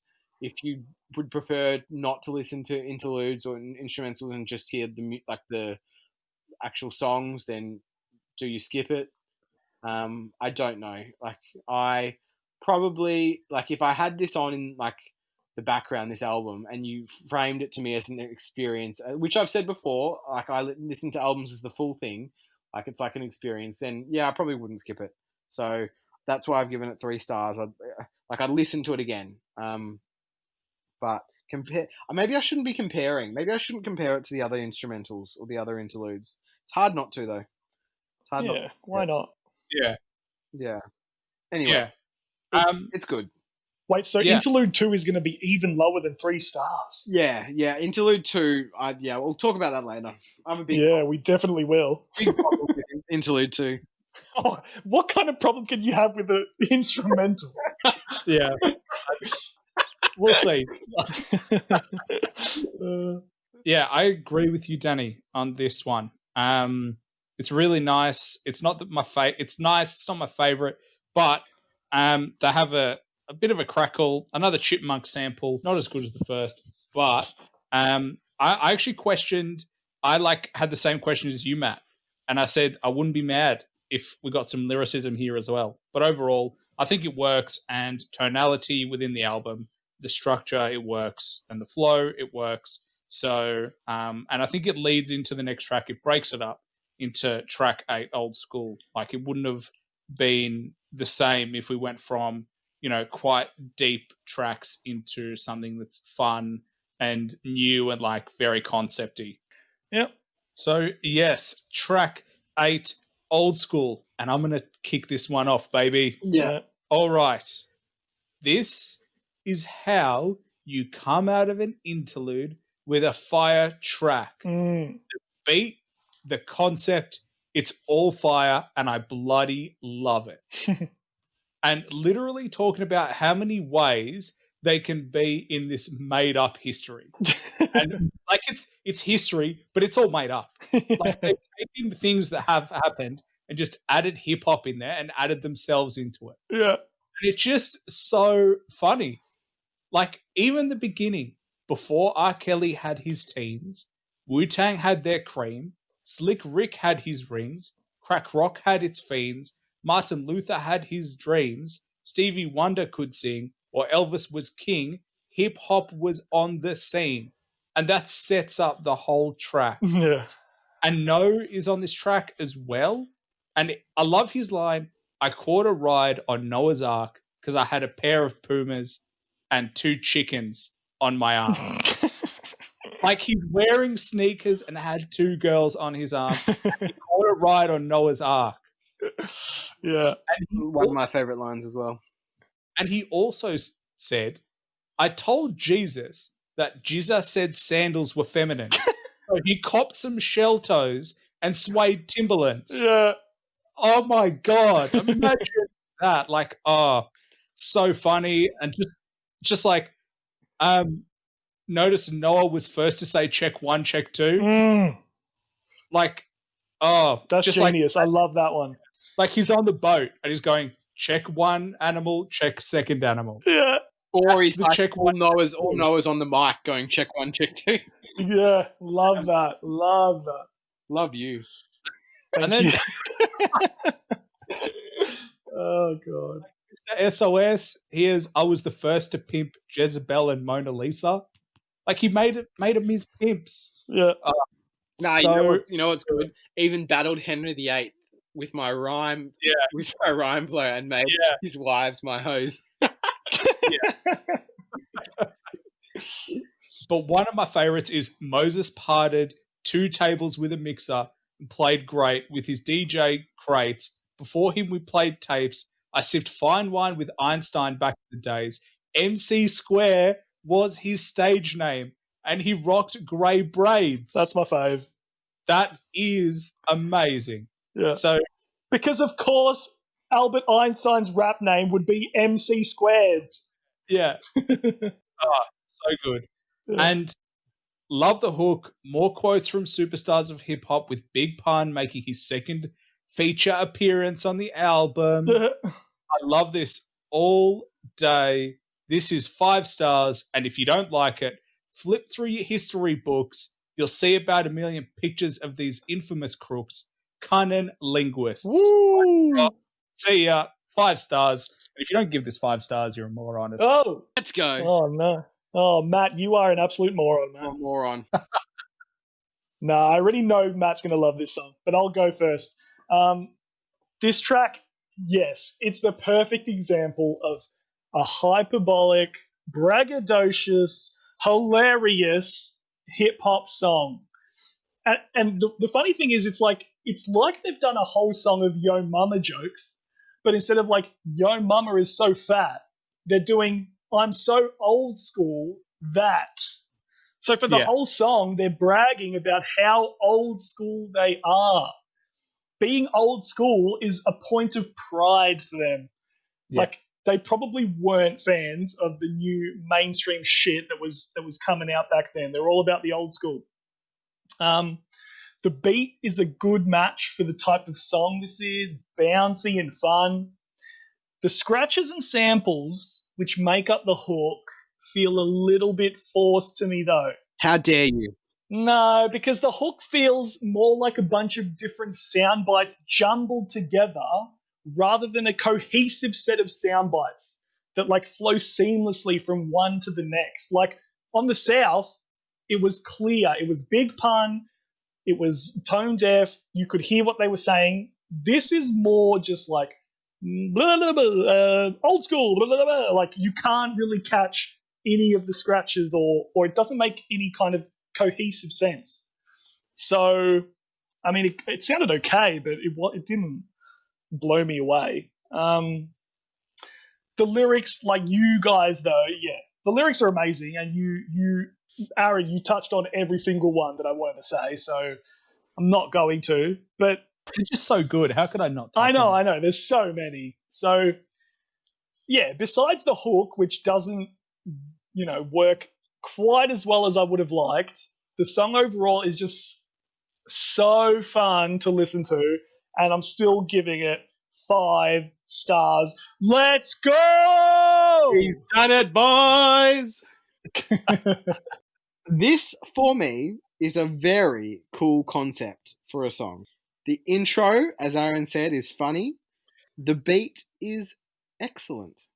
Ooh. The verses were fire. This, as you both know, is my favourite type of CunninLynguists track, when they all go in and it's back and forth between them. So it's already a combination for success. My favourite bars, I've already said, the Noah's one, or the one that Aaron said, I like the Noah's Ark one, and the Henry VIII one. I think they were very funny. But the hook is absolute trash. Oh, because you were mucking around with me, were you? Yeah, I was. I was trying to be edgy. I could barely understand anything that they were saying on that hook. So therefore it's trash. If I can't understand what they're saying, I'm not going to fucking even give it my time of day. So because of that, I'm not going to give it 5 stars. I'm going to be harsh and give it 4, because that hook, I don't know what they were thinking, or I don't know whoever was on the production of this song, but they clearly didn't listen to that hook because it's shit. Yeah. Yeah, but Matt, you said, quote unquote, I had to slow down the song to understand tone deaf to get his lyrics. So why don't you just slow it down? Oh, God. Well, he still gave that one 4 star. He didn't give that 5 stars either. Yeah. But that wasn't for tone deaf speed. But this, even if I slowed this down, it's not about the speed. It's something to do with the mixing. They've just fucked it. I don't know what it is. Yeah. It doesn't work. It doesn't work as well as it should. Yeah. So I'm still giving it 4, which is still it's obviously a great song. It just either get rid of the hook or redo it. It's not a good hook. It's probably their worst. It's actually no. It's not even probably. It's their worst hook on the album. For me. You might be right. Anyway, it's still 4 stars. It's still a great song. Yeah. Yeah. If you gave it any lower, I'd honestly just cry myself to sleep. Don't take it so personal, Aaron. Jeez. Sorry. My mood swings in seasons. What can I say? Oh, that's bad. That's really bad. Done it again. Well done. That was horrible. That was trash. I love the difference. Matt literally is always impressed, and you're always upset. He's easily impressed. He's like a little puppet. Track 9, Seasons. Must be summer for Matt, though. Yeah, I think so. Who wants to take track 9? Me, Daddy, me. You've Pick been me. All right. If you behave, I'll give you this one. All right, I'll behaving. All right, let's go. All right, let's go. Let's go. Do you think there's going to be a let's go at the end of this? I hope so. I think so. Yeah. Well, this is one of the CunninLynguists' most popular songs as a group, and for good reason. The concept of the song is just entirely unique and original, plus it's extremely well executed. The track features legendary member of the Juice Crew, Master Ace, and the four of them do just an incredible job of breaking down the different eras of hip-hop, where each era is represented by a season of the year. That is just such an amazing concept, executed so well. Yeah. And the track, this is another one where Kno handed off the production.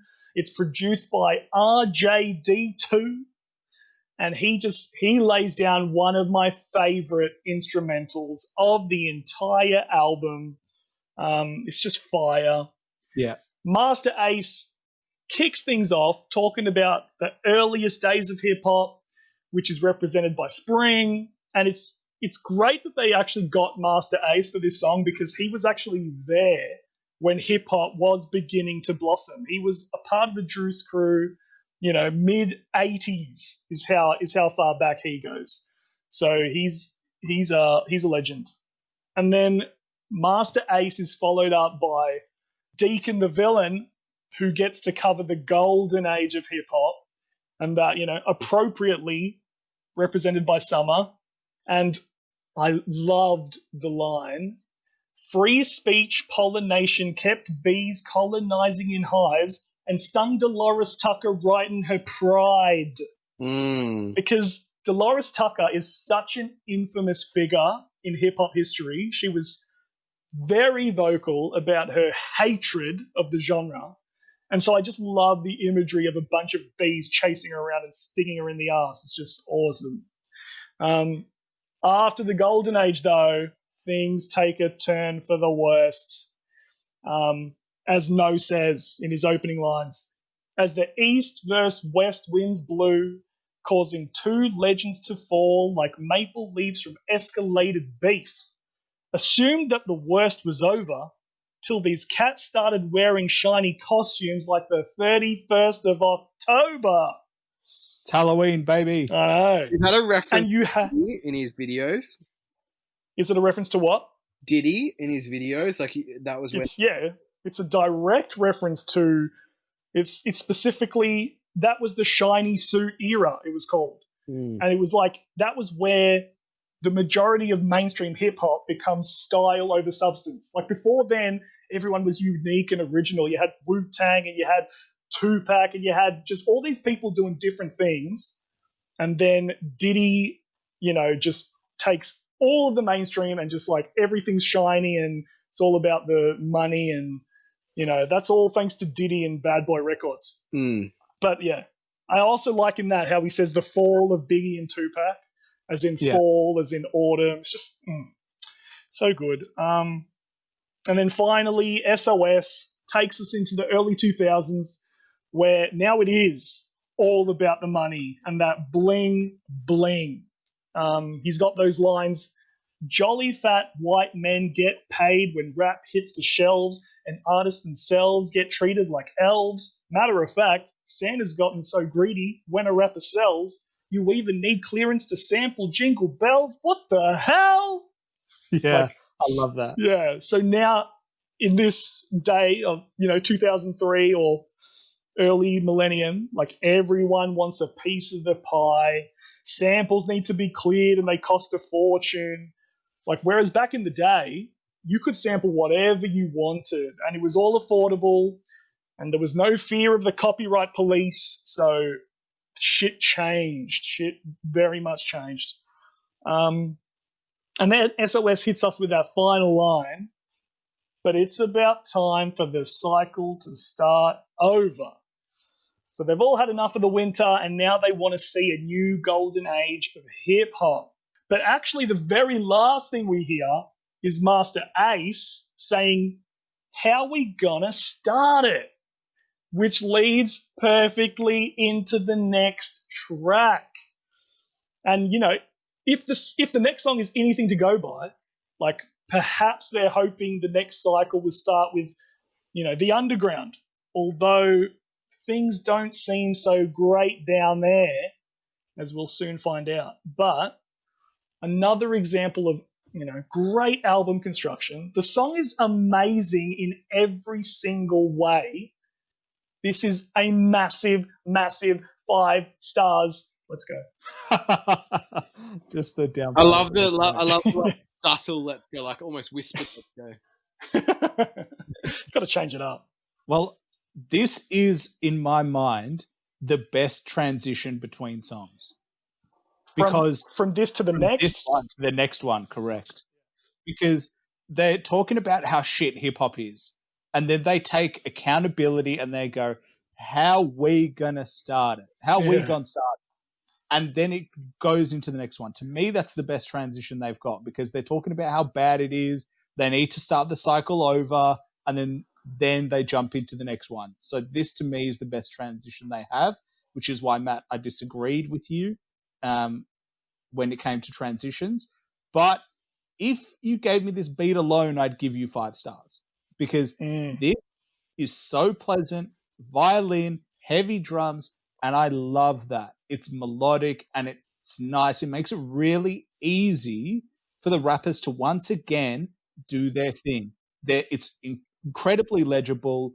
The concept shines and the beat really allows that to happen. And yeah, you pretty much touched on everything, Danny, how it goes through the ages. Master Ace is a nice touch on here. He does a really good job. He kicks it off. And I just like when Deacon's in the summer, he's like, green was flooding our scene, although the skin was tanner. Fuck the police jumping over radio scanners. It was hot in the shade. We had paint all over the canvas. Fuck vanilla ice cones. We had tea, Cubes America's most, and wanted that chronic on the left coast. Yeah. Like that is such... On the left coast, not the west coast. Yeah. Ooh. Yeah, but the west is on the left. No, but I think they also did that to like squash that East Coast, West Coast bullshit. Oh, it was squashed by then. Yeah, they squashed it. You heard it here first. Yeah, that was so good. And the funny line is, as well, beyond gimmicks and fake plastic tits, Outkast and Raekwon dropped fall classic hits. Born to roll, so I'm taking you back to school days of autumn before the bottom dropped out in 2K. Yeah. I just feel like it was autumn. There were still some positives, but it was on the way down. And Danny, yeah, that last verse with Mr. SOS hit the nail on the head. Those were my quotables as well. Mm-hmm. And just that line, now we got R&B cats stealing classic rap tracks. Like saying that people who are not hip-hop artists are taking the work of hip-hop artists and claiming it for themselves and just ruins the genre. Yeah, this is 5 stars. But I got some bad news for the CunninLynguists because 50 Cent's Get Rich or Die Trying came out in 2003, February, and he was the resurgence of... Oh, God. Facts. Nothing but facts. Straight facts. That's embarrassing. That is embarrassing. 50 Cent's Get Rich or Die Trying was a classic and arguably one of the best solo albums ever. And I know it's not your favorite, Danny, but it is a classic. Did it restart the cycle, you reckon? I don't think it hurt it. I don't think it hurt it at all. It would definitely be up there in one of the best tracks of the early 2000s, one of the best albums of the early 2000s. Yeah, it's an undeniable classic. I'm not going to deny. So It was the biggest. He was the biggest artist. There was no one bigger than him. He was even bigger than Eminem. Even Eminem himself said he'd never seen anything like it. Straight out the gate, no one ever had a better debut album than 50 Cent, and yet he still didn't get any awards for it. And he didn't deserve any either. Oh, you little! how dare you? We're never going to get 50 Cent on this album on this podcast because of you. No, I thought you were best friends with him. You get letters all the time from him. What's going Yeah, I on? do. Yeah. I don't. Anyway, 5 stars, baby. This is 5 stars. And if you would just rate this on the beat alone, I would have given it 5 stars. So, yeah. I'll make my And review quick, boys. And I think Andre 3000 makes another appearance, by the way. Ooh. On this. Where? I think he was sampled in the hook. Okay. Well, they mentioned Outkast anyway, so. Yeah. So, but now the question is, who'll get more mentions, Big Pun or Andre? When was Big Pun mentioned other than Southern Underground? Or no, the South? Yeah. He was mentioned in the South, and he was also in Doing All Right, I think. Oh, I don't remember him in anything except the South. You might be making it up. Maybe he's doing all right. I'm pretty sure it was twice. Don't know. Listeners, call in. Let us know. Call in. Anyway, can't be bothered looking through my notes anymore. Yeah. He was in. No, I've got it. I found it. He was in Old School. Maybe. Big Pun was there. Yeah, but that hook was so all over the place. It was really hard to pick it up. He might have been in there. He was. Anyway, sorry, Matt. Go. Let's kill this. Let's just get this out of the way, and so we can move on. There is nothing I dislike about this song. 5 stars, baby. Let's go. That is the fastest review ever. Yeah. Let's make them all like that from now on. Yeah. I just want to say that this is the most creative concept song on the album thus far. And Danny's already said my favorite lyrics, but I'm going to say them again. Hey! Jolly fat white men get paid when rap hits the shelves, and artists themselves get treated like elves. Matter of fact, Santa's gotten so greedy when a rapper sells, you even need clearance to sample Jingle Bells. Fun fact, there are 2 artists, according to Rappy Genius, that have sampled Jingle Bells before. Did you know that? Yeah. Oh, I wouldn't be surprised. Yeah, it's an actual it's a vibe apparently. So I like that line just because it had some facts behind historical relevance. Yeah. So it says here on Genius, in 1987, Run DMC sampled Jingle Bells on Christmas in Hollis. And in 2001, Wu-Tang Clan sampled it on Dashing Reasons. Okay. Yeah. So I believe it. I just thought that was really cool. So yeah, it's a 5.5 star track, baby. Whoa! Oh. No, it's 5. I'm giving it 5. Let's not get ridiculous. But no, I also knew that it was the most famous one from this album by the amount of views it had on Rap Genius. I think this one had the most, possibly. From this album, anyway. Yeah. Yeah, it's not their most popular overall, but from this album for sure. Yeah, but anyway, let's go. Yeah. Let's go, baby. Danny, how do you feel about that? All 5 stars. Yeah, it's that is the most expected thing from that song. How filthy would you have been? No. Okay, that was bad. You set me up, and I'm shutting that shit down. All right, track 10, Nasty Filthy Dog. It's just Nasty Filthy. I just added the dog for effect. Yeah. Track 10, Nasty Filthy. Who will kick it off? Matt's going. All right. Here's what I feel about Nasty Filthy. It actually has my favorite lyrics on the album. Oh, that's interesting. I want to say them. I wonder. I want to say them now because they're just so good.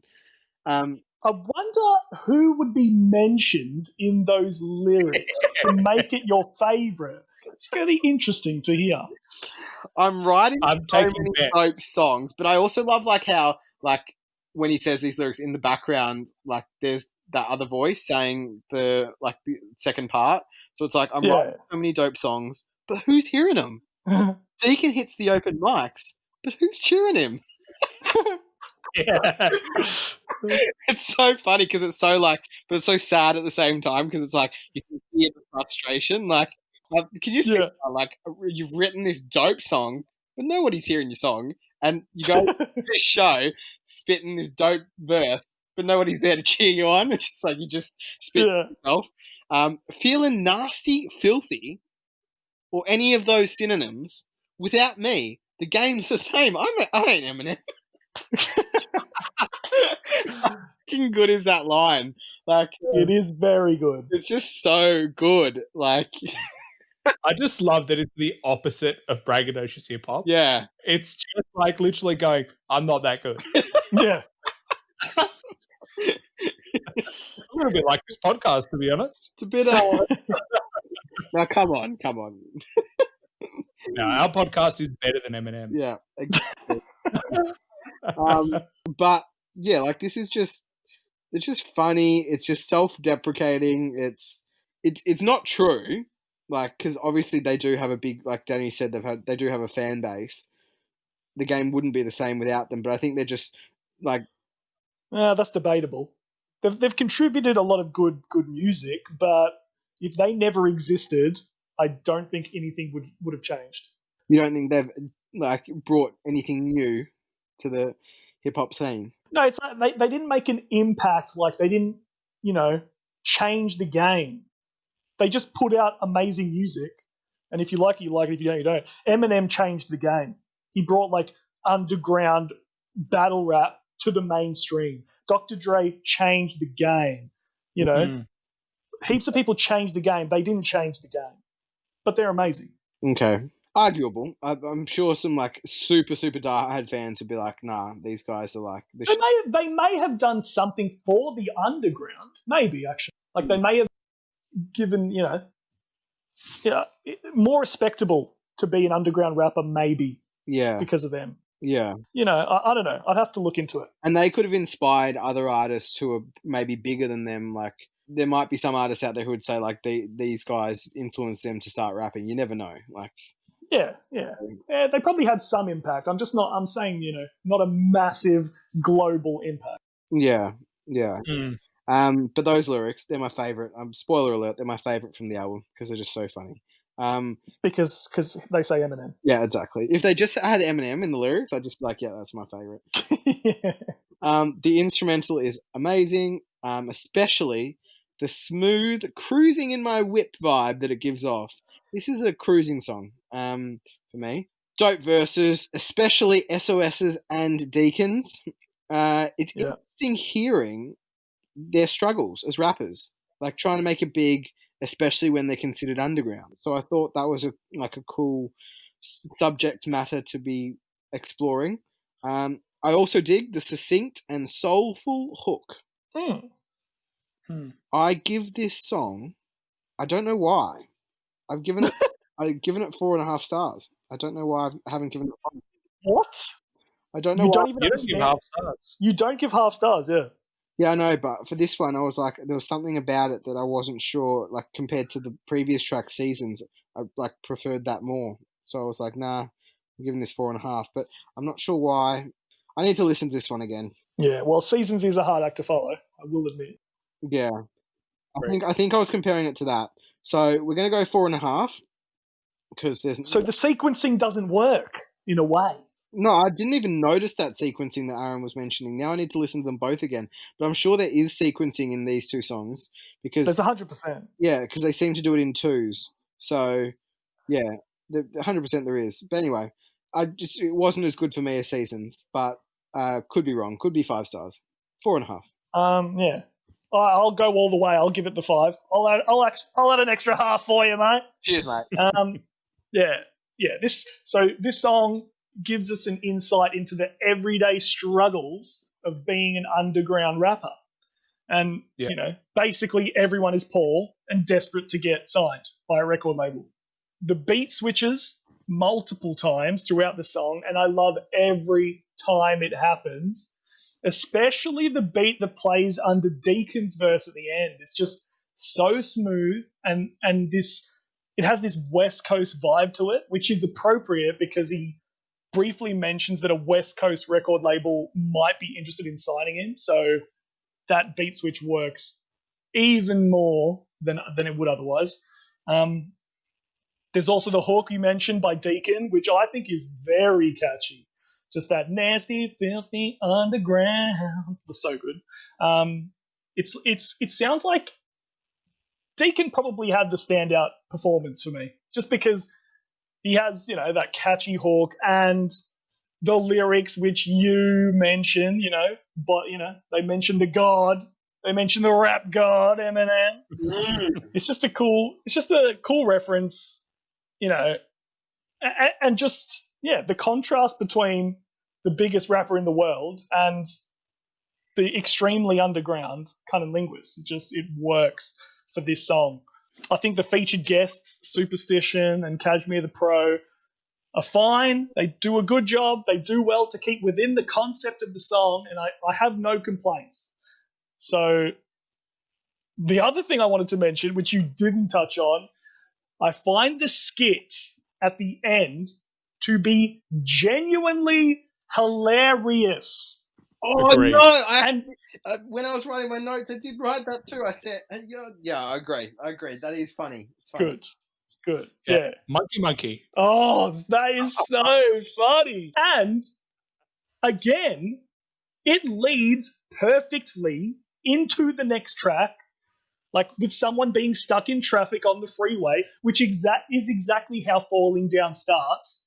Yeah. And the fake Baha Men song makes me laugh every time. Just Michael Jackson, fuck your monkey. It's just like, fuck your monkey. Yeah. Oh, I usually hate skits, but I will definitely allow it this time because it's hilarious.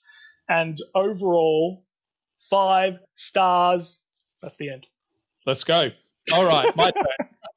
I don't want to say let's go anymore. I feel like I've been pigeonholed into saying let's go. Yeah, and now I don't want to say it anymore. Look, I also really like how this is the opposite of braggadocious. We hear about, how good rappers are, but in this one, we literally hear about how shit they are. Or in other words, how nasty and filthy they are. And it literally describes the challenges of like up and coming artists in any genre of music, in any genre of any creativity, sport, anything like that. It's the challenge that people have to decide on.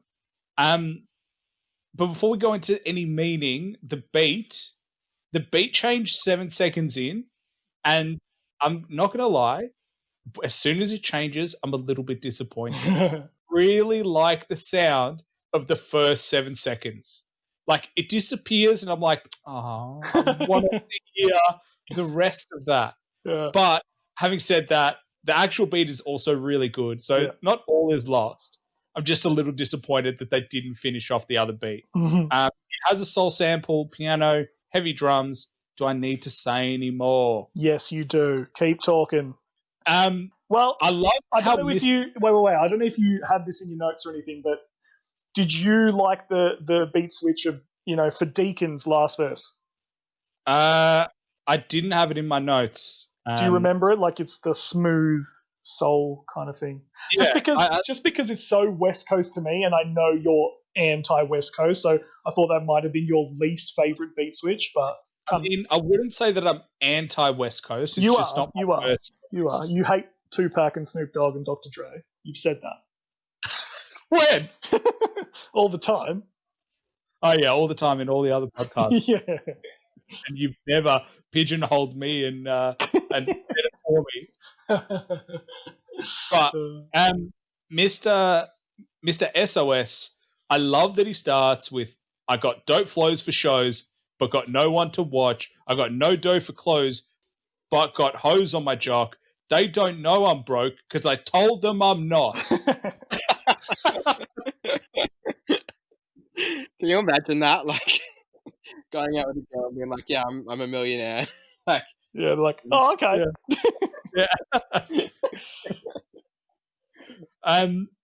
It just makes me laugh every time that's the only reason he gets girls is just because he told them he's not broke. Even though he is. And like Superstition it's just another episode from the Independent Penniless, my D&D Studios, a multi-track mini disc. Like that's how he produces his tracks. I'm bankrupt for life and past due on all my loans. Got these bill collectors trying to reach me through studio phones. All he's doing is he doesn't have a phone. He's just spending all his money on the studio. If you see me with a TV in the back of my car, don't get twisted and start thinking I'm a spectacular star. Yeah. Like he lives there. That's what he's trying to say. And and Deacon says it as well, like rent's due in less than 2 weeks now. Labels calling, claiming they loving my street sound. And then days passed. Now they're saying that they'll catch me on the rebound. Like, just imagine that. You think that you've got your deal, and then all of a sudden they're like, actually, no. And he finishes it really well. So next Thursday, when my paycheck is sent, will it be for that studio time or rent? I don't know, yo. and then that's it. He's literally in the car, and it's monkey, monkey, monkey, monkey. Oh God, I could listen to that all day. But I agree with Matt. I didn't like this hook that much. The hook didn't work for me. Wow. Wait, did Matt say that? No, I like the hook. I just said it wasn't as good as I said the song wasn't as good as Season, so I gave it less. Well, I'm deducting half a star because I just didn't love the hook. I think the hook is insanely catchy. It didn't work for me. It just didn't get me. So half a star for that, and I'm still going to give it 4.5 stars.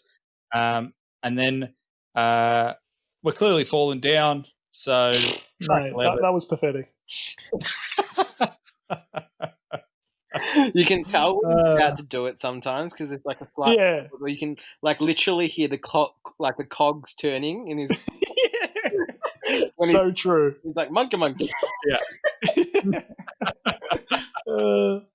I've actually got a monkey just like in my brain, just like in The Simpsons, Homer Simpson, banging the brass together. That's literally my brain all the time. Anyway, track 11, Falling Down. Have either of you seen the movie Falling Down from 1993? Mate, I own the movie on Blu-ray. How is the movie? And why? Actually, I'm going to throw this back on you now. You know that movie, The Box? Is it called The Box? The Box? No, not The Box. The what was that song you shared the other day on Facebook with us? And like, The Box. Yeah, The Box. Yeah, so I was right. Damn, where'd you run this? Yeah. What's that got to do with this? So why have you been hiding this movie from us then? Why haven't we experienced this when we've come over to your place before? I'll tell you why, Matt, because it got 58 on Metacritic. Yeah, I don't think it's the greatest. I'm literally staring at it right now. It's in a section of my movie collection that's not on the main shelf. But yet, it's good enough. It's good enough for you to buy on Blu-ray. Nope, I bought it because I wanted to watch it. Okay. I hadn't seen it before I bought it. But what? It's good. I think it's okay. It's not bad. Okay. What made you want to watch it? But it's not. It's like a 6 out of 10. But I wanted to watch it because of the premise. The premise is so cool. Just like a man who, an everyday guy basically, who just keeps getting pushed and pushed until he finally snaps and violently takes out his frustration on the world around him, which is exactly what the song is. So, like, this song is obviously based on the movie. And the song is way better, in my opinion. Like, I'll just start because I've already started talking about it.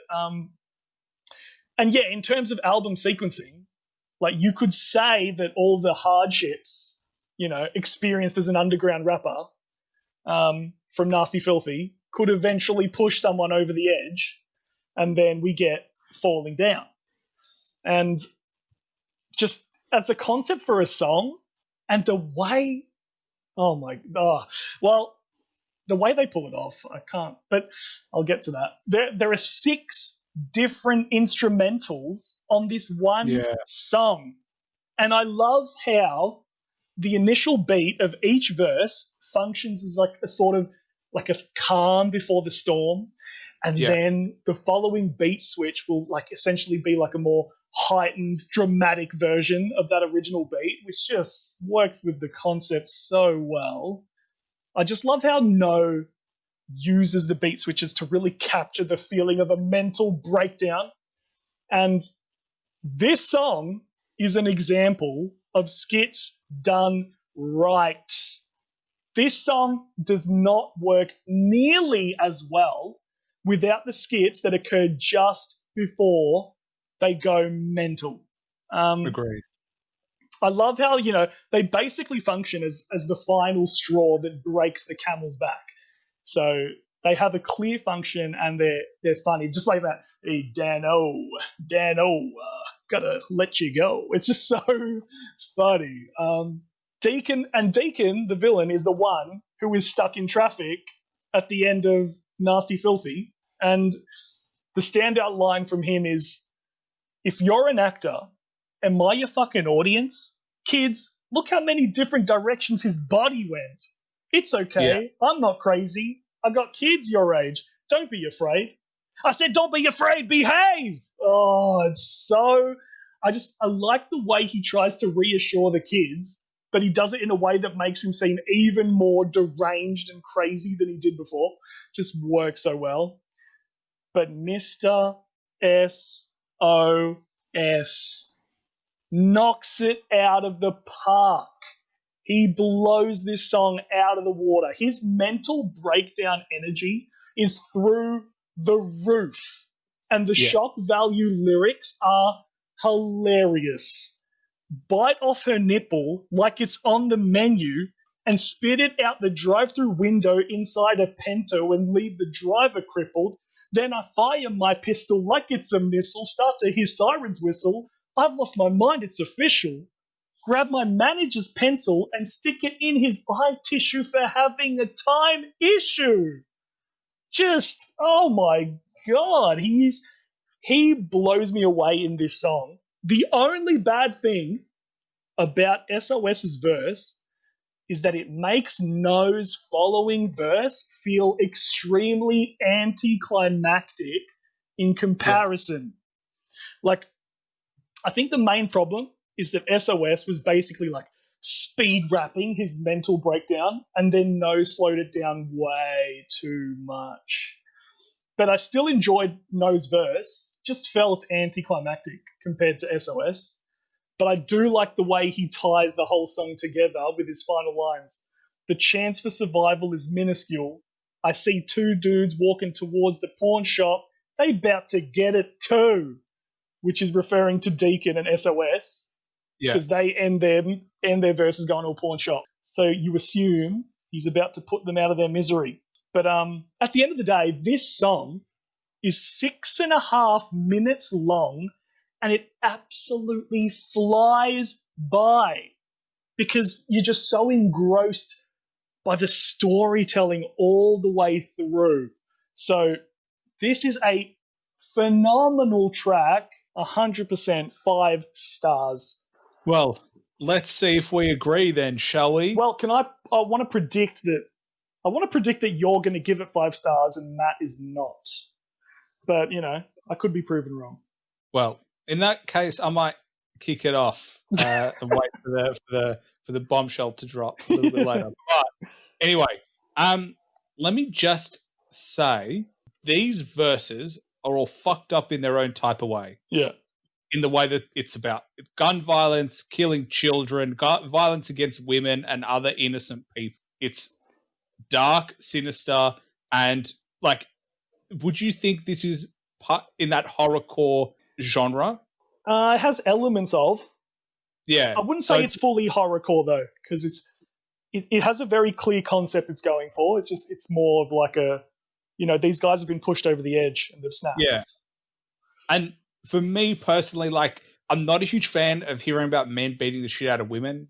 It's just not pleasant to me. It's like it just doesn't sit well with me personally. So there's like, I know it's dark and I know it's a concept. We need to do Relapse now. You're going to hate that album. Yeah, well, it's just not the best. I just personally don't love it. Because I think there's way too much of that happens like in the real world. Like let alone in here. But I understand this is entertainment, so I think it's important to just say that this is obviously like just a concept and taking the extreme to that point, and that obviously none of us condone any of the actions that they take. No, it's shock value. It's a specific brand of rap that is for shock value's sake. Eminem made his name off of shock value rap from the start. Yeah, but like what I would love is that intro sample with the female sample, but I went nearly crazy and I went clearly crazy. That tells you exactly what's going to happen in this track. There's things that are going to happen and they're nearly going to go crazy. And then there's something that happens and they clearly go crazy. Yeah. And that is the formula that they have. And they hit the nail on the head. And like, that's exactly what happens. The first verse, to me, Deacon's fast drums and piano, that beat is my favorite. It just sounds so good. And I just love his lines, loosen my tie, wipe the sweat out of my eyes, mixed with tears, mine thick with fears. I've lost everything that I've done built for years. Kick my door open, dive out, feeling some escape. Like he's sad, but he hasn't lost it yet. And then you have the dialogue, and then he loses it. And he goes nuts, and he starts shooting the shit out of people. And he's like, motherfucker, is my one car really halting movement? I got some powerful shit in my trunk. Want me to use it? And I also liked, look away, lady, before I Swiss cheese your Mazda. Am I crazy for wanting my babies to have a father? And I just like that because Matt has a Mazda. I just imagine him saying that to Matt. And I can just imagine the panic that Matt would have on his face. They were my favorite lines. Oh. And yeah, but you're right. Mr. SOS's verse is the crazy verse. And it's crazy because of what actually happens at the beginning, like how sad it is. Yeah. Imagine being that person that your partner, you work, at a fast food place, a dead end job. You've just made it to grill. Your boss is an asshole. He makes you go clean the toilets, and then you look at the ring that you've saved up to get with your minimum wage job to calm you down, and it goes down the toilet, right? And imagine, and then he goes, you know what? She's the love of my life. She'll understand. She'll still marry me. We love each other.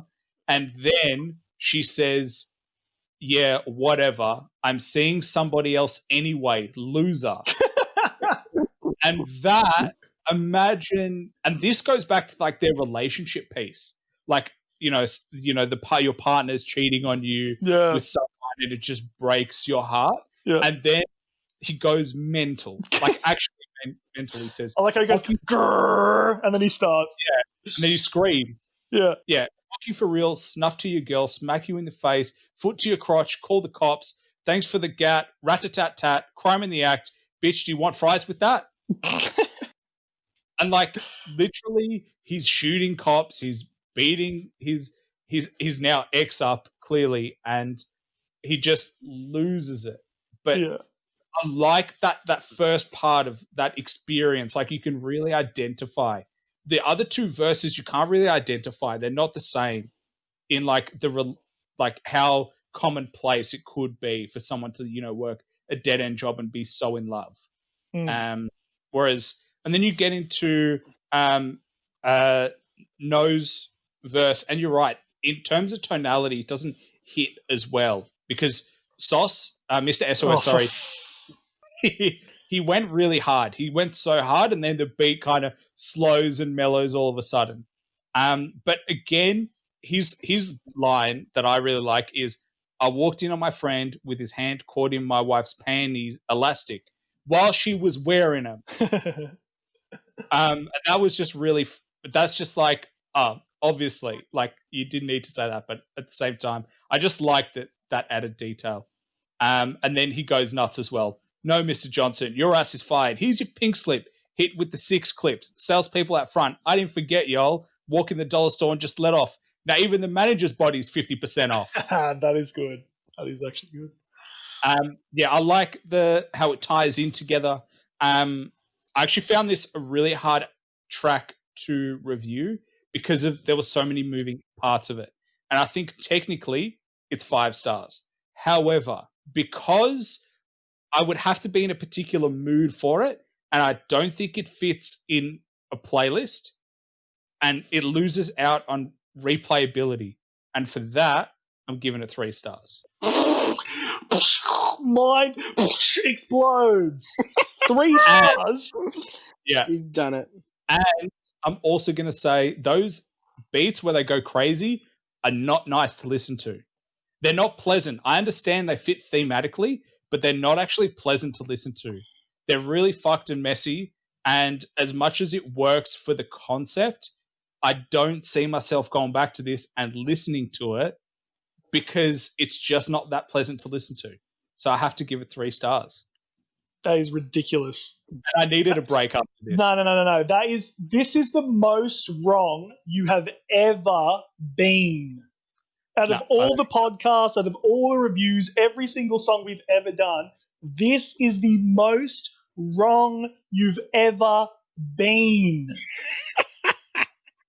Tell me which playlist this goes to, Danny. Those playlist of amazing songs with amazing concepts. I don't think this has replayability. You couldn't play this for people.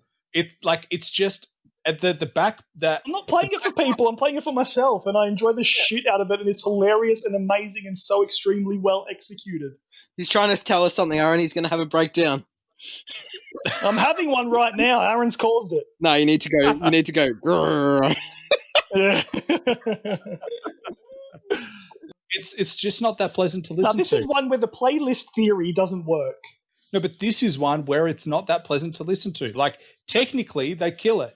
However, when I go back and review the full song, how many times would I go back and listen to this and honestly say... Every time. No, I wouldn't.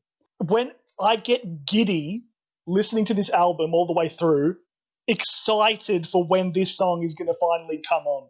Excited to experience the entire story of all 3 of these dudes going through the worst days of their lives and taking it out on the world in the most funniest way possible. Are you crazy?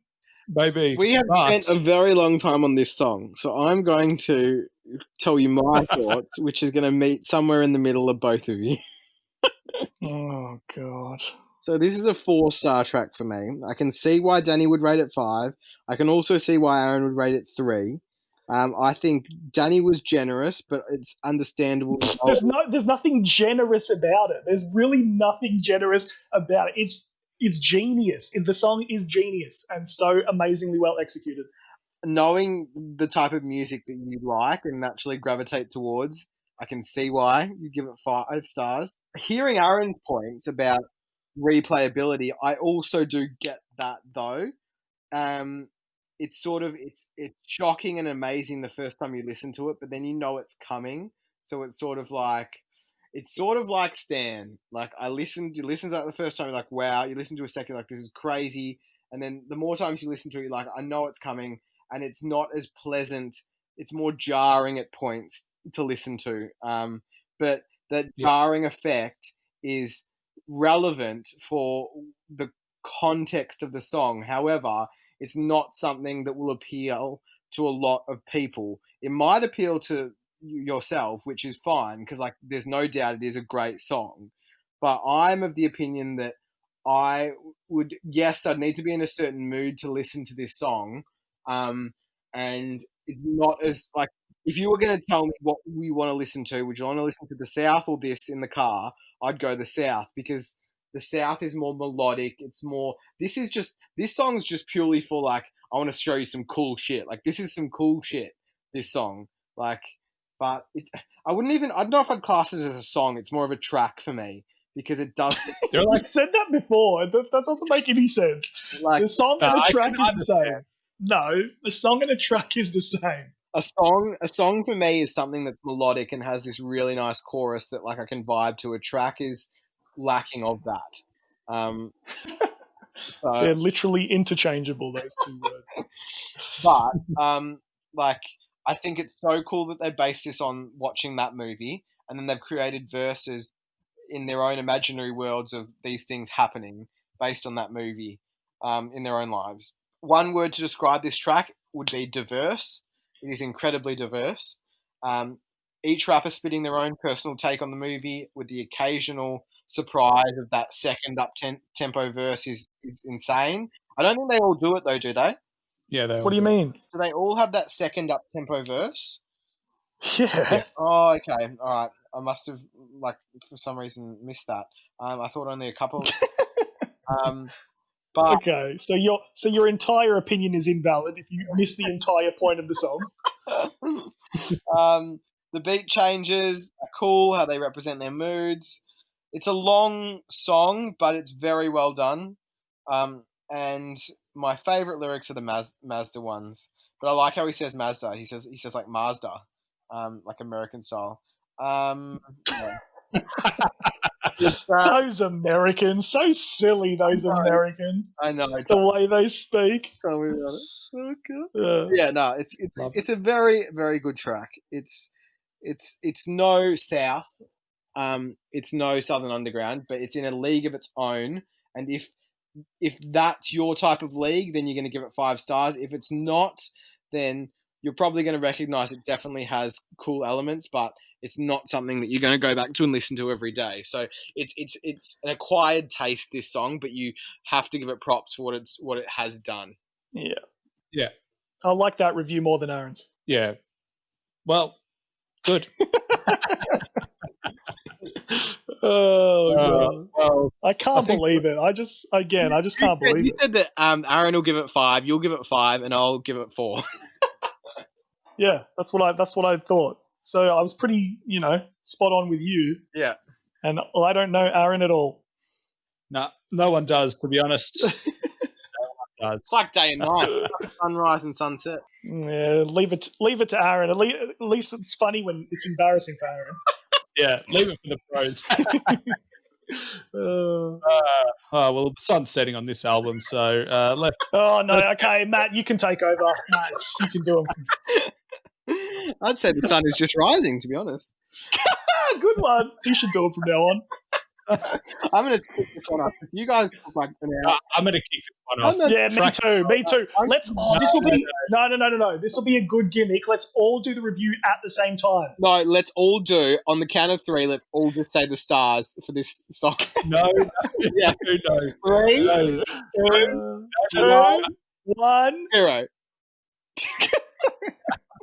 Track 12, Sunrise, Sunset. I'm going to take this. I haven't taken one for a while, so I'm going to take this one. He's jumping in. Yeah, I'm jumping in.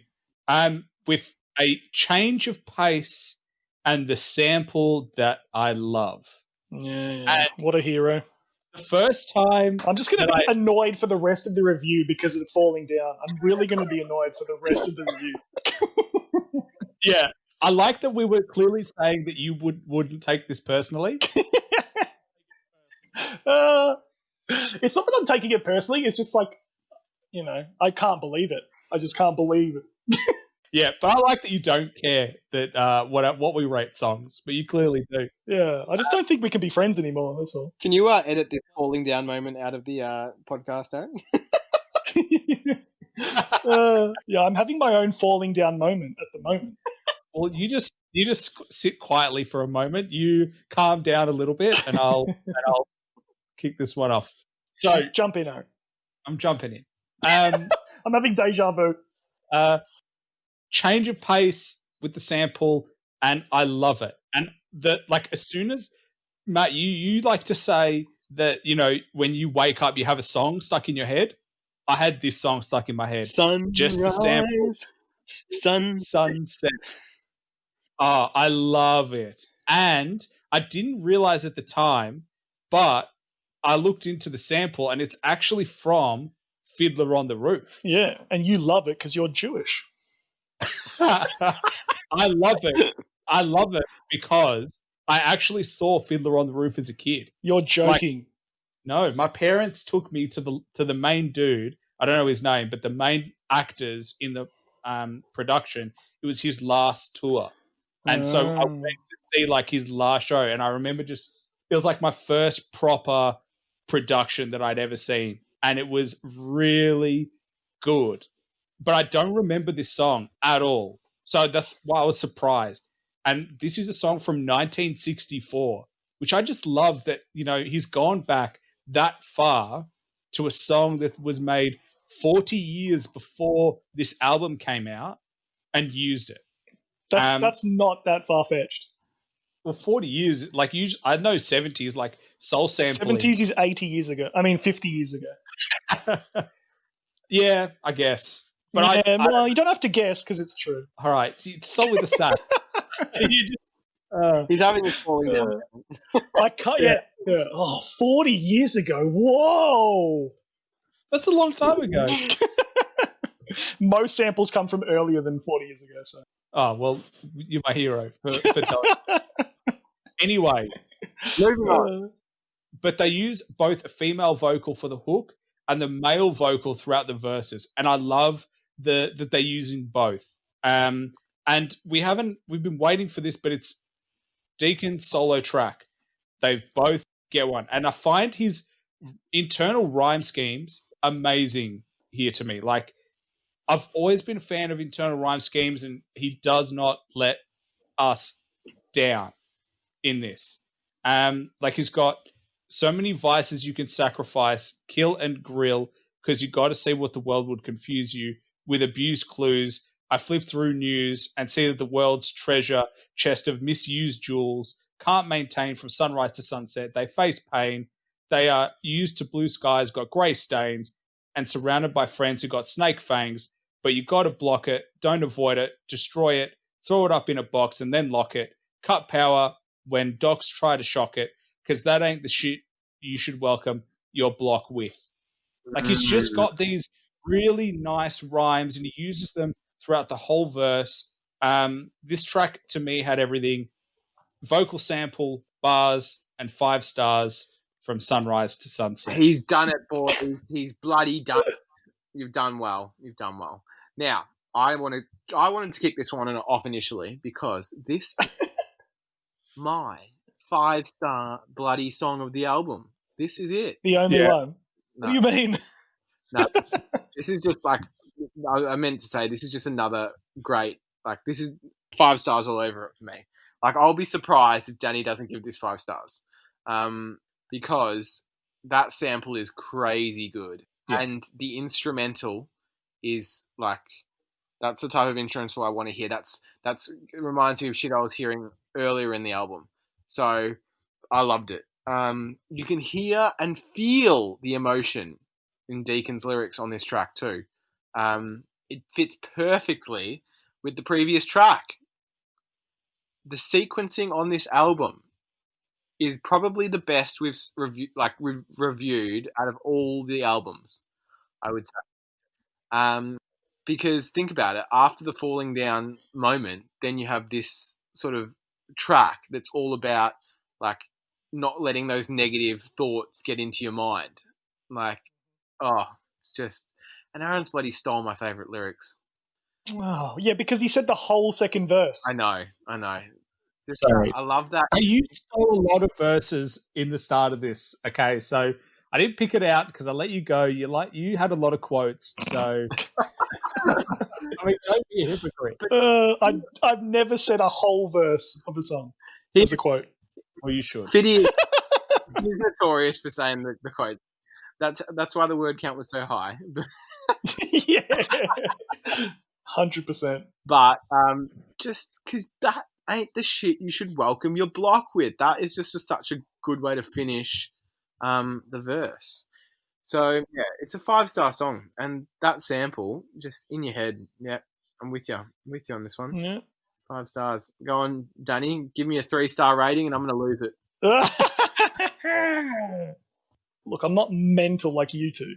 The third and final track, not produced by Kno. This is actually not produced by Kno. And it is a truly haunting instrumental, mainly due to that Fiddler on the Roof vocal sample. But it is haunting in the best possible way. I agree 125%. Amazing sample and instrumental. Like, the CunninLynguists have gone 3 for 3. This is the third and final one. They've gone 3 for 3 in terms of going for that outside production. And, like, Noah's a genius producer, and obviously that extends to recognizing a great beat when he hears one, because he has picked winners every time. And in terms of the sequencing, yes, this is like a more serious take on the subject matter that was tackled on Falling Down. I think the main message that Deacon is trying to convey is that basically, like Matt said, you shouldn't let all the negative shit in your life get you down. Or at least don't let it consume you like it did to those characters on Falling Down. And like he says at the end, you've got to block it. Don't avoid it. Destroy it. Throw it up in a box and then lock it. That's what you got to do with all that negative shit. For me, this is nowhere near as entertaining as Falling Down was from a lyrical standpoint.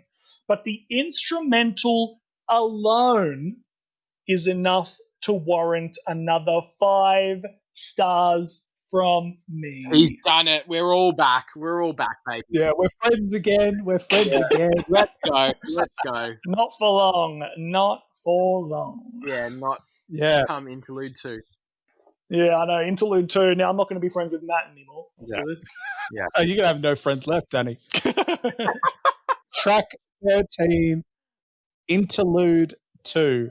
Well, Matt, or do you want to kick this off? Tell us why you're not a fan of it, and then Danny, maybe you can rebut him. Okay. Well, I don't have much to say except that it's an amazing instrumental. Yeah, 6 stars for sure.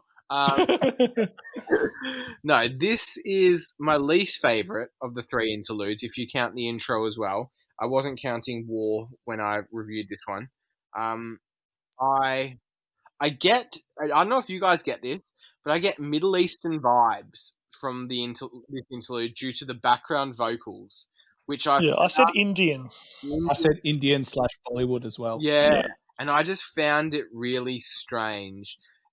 Although the piano was pleasant on the ears, I just didn't get the Indian / Middle Eastern vibes. Maybe there's a story behind it. Maybe there's something you can tell me that links into the next track or something. I don't know, but I missed it.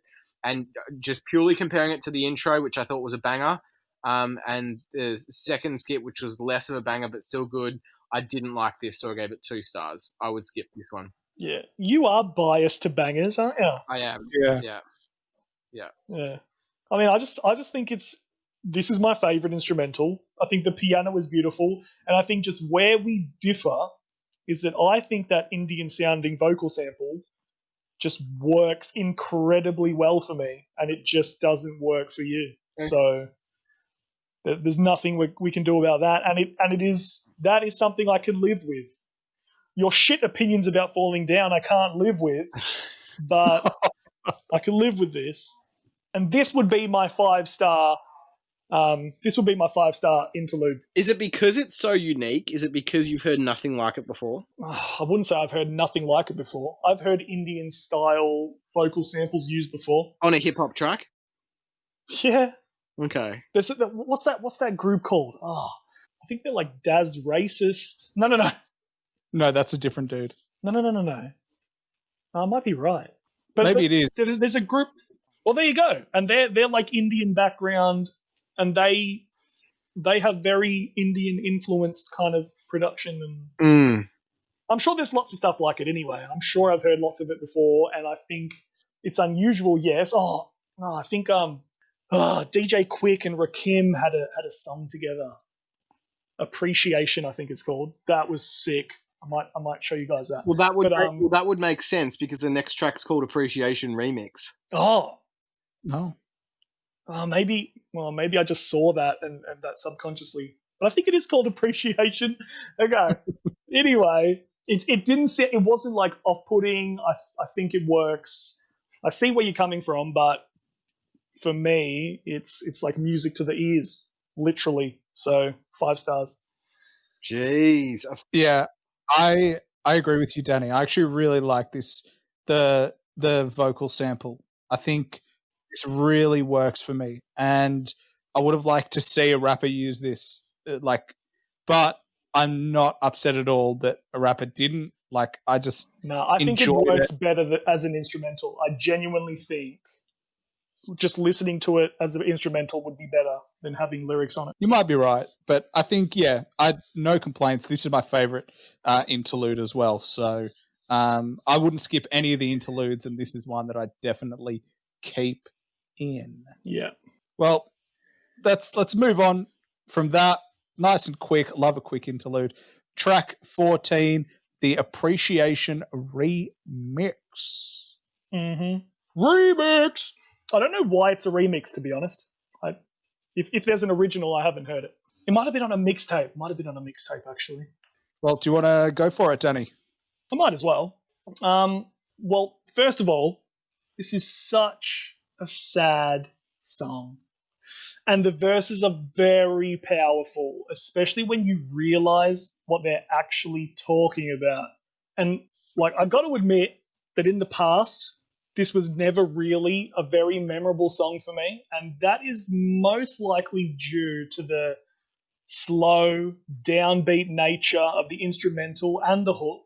So because I never really paid attention to this song back in the day, I never actually realized this song was about 9/11. Yeah. Unfortunately, though, in doing a bit of research for the album before listening to it again after so many years, it was actually kind of spoiled for me that this song is about the September 11 attacks. So I was kind of expecting the twist endings. However, despite knowing what the song was building up to, by the time it got to the very last line of the song, I still got chills up my entire body. It was that good. It was that impactful.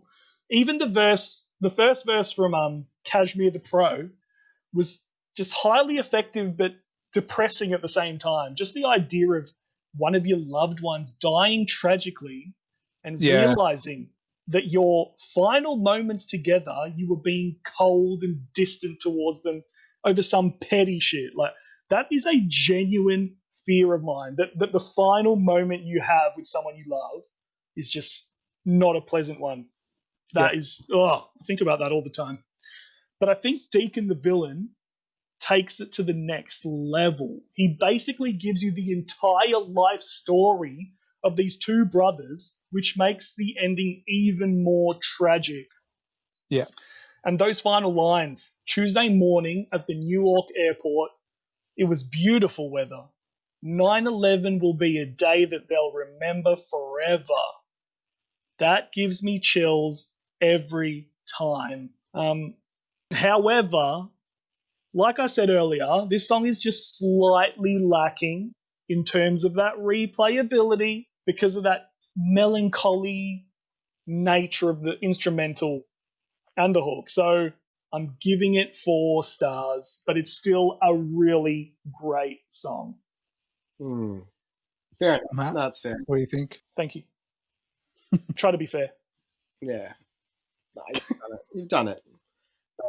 I'm of a similar opinion. It's very thoughtful. Probably the most thoughtful of a real life event that's happened on the album. I appreciate the sentiment, and I enjoyed the feeling of that mellow instrumental and hook. Lyrics, personal and meaningful. So all of these things I'm saying are all positives, but for some reason, I wouldn't go back to it.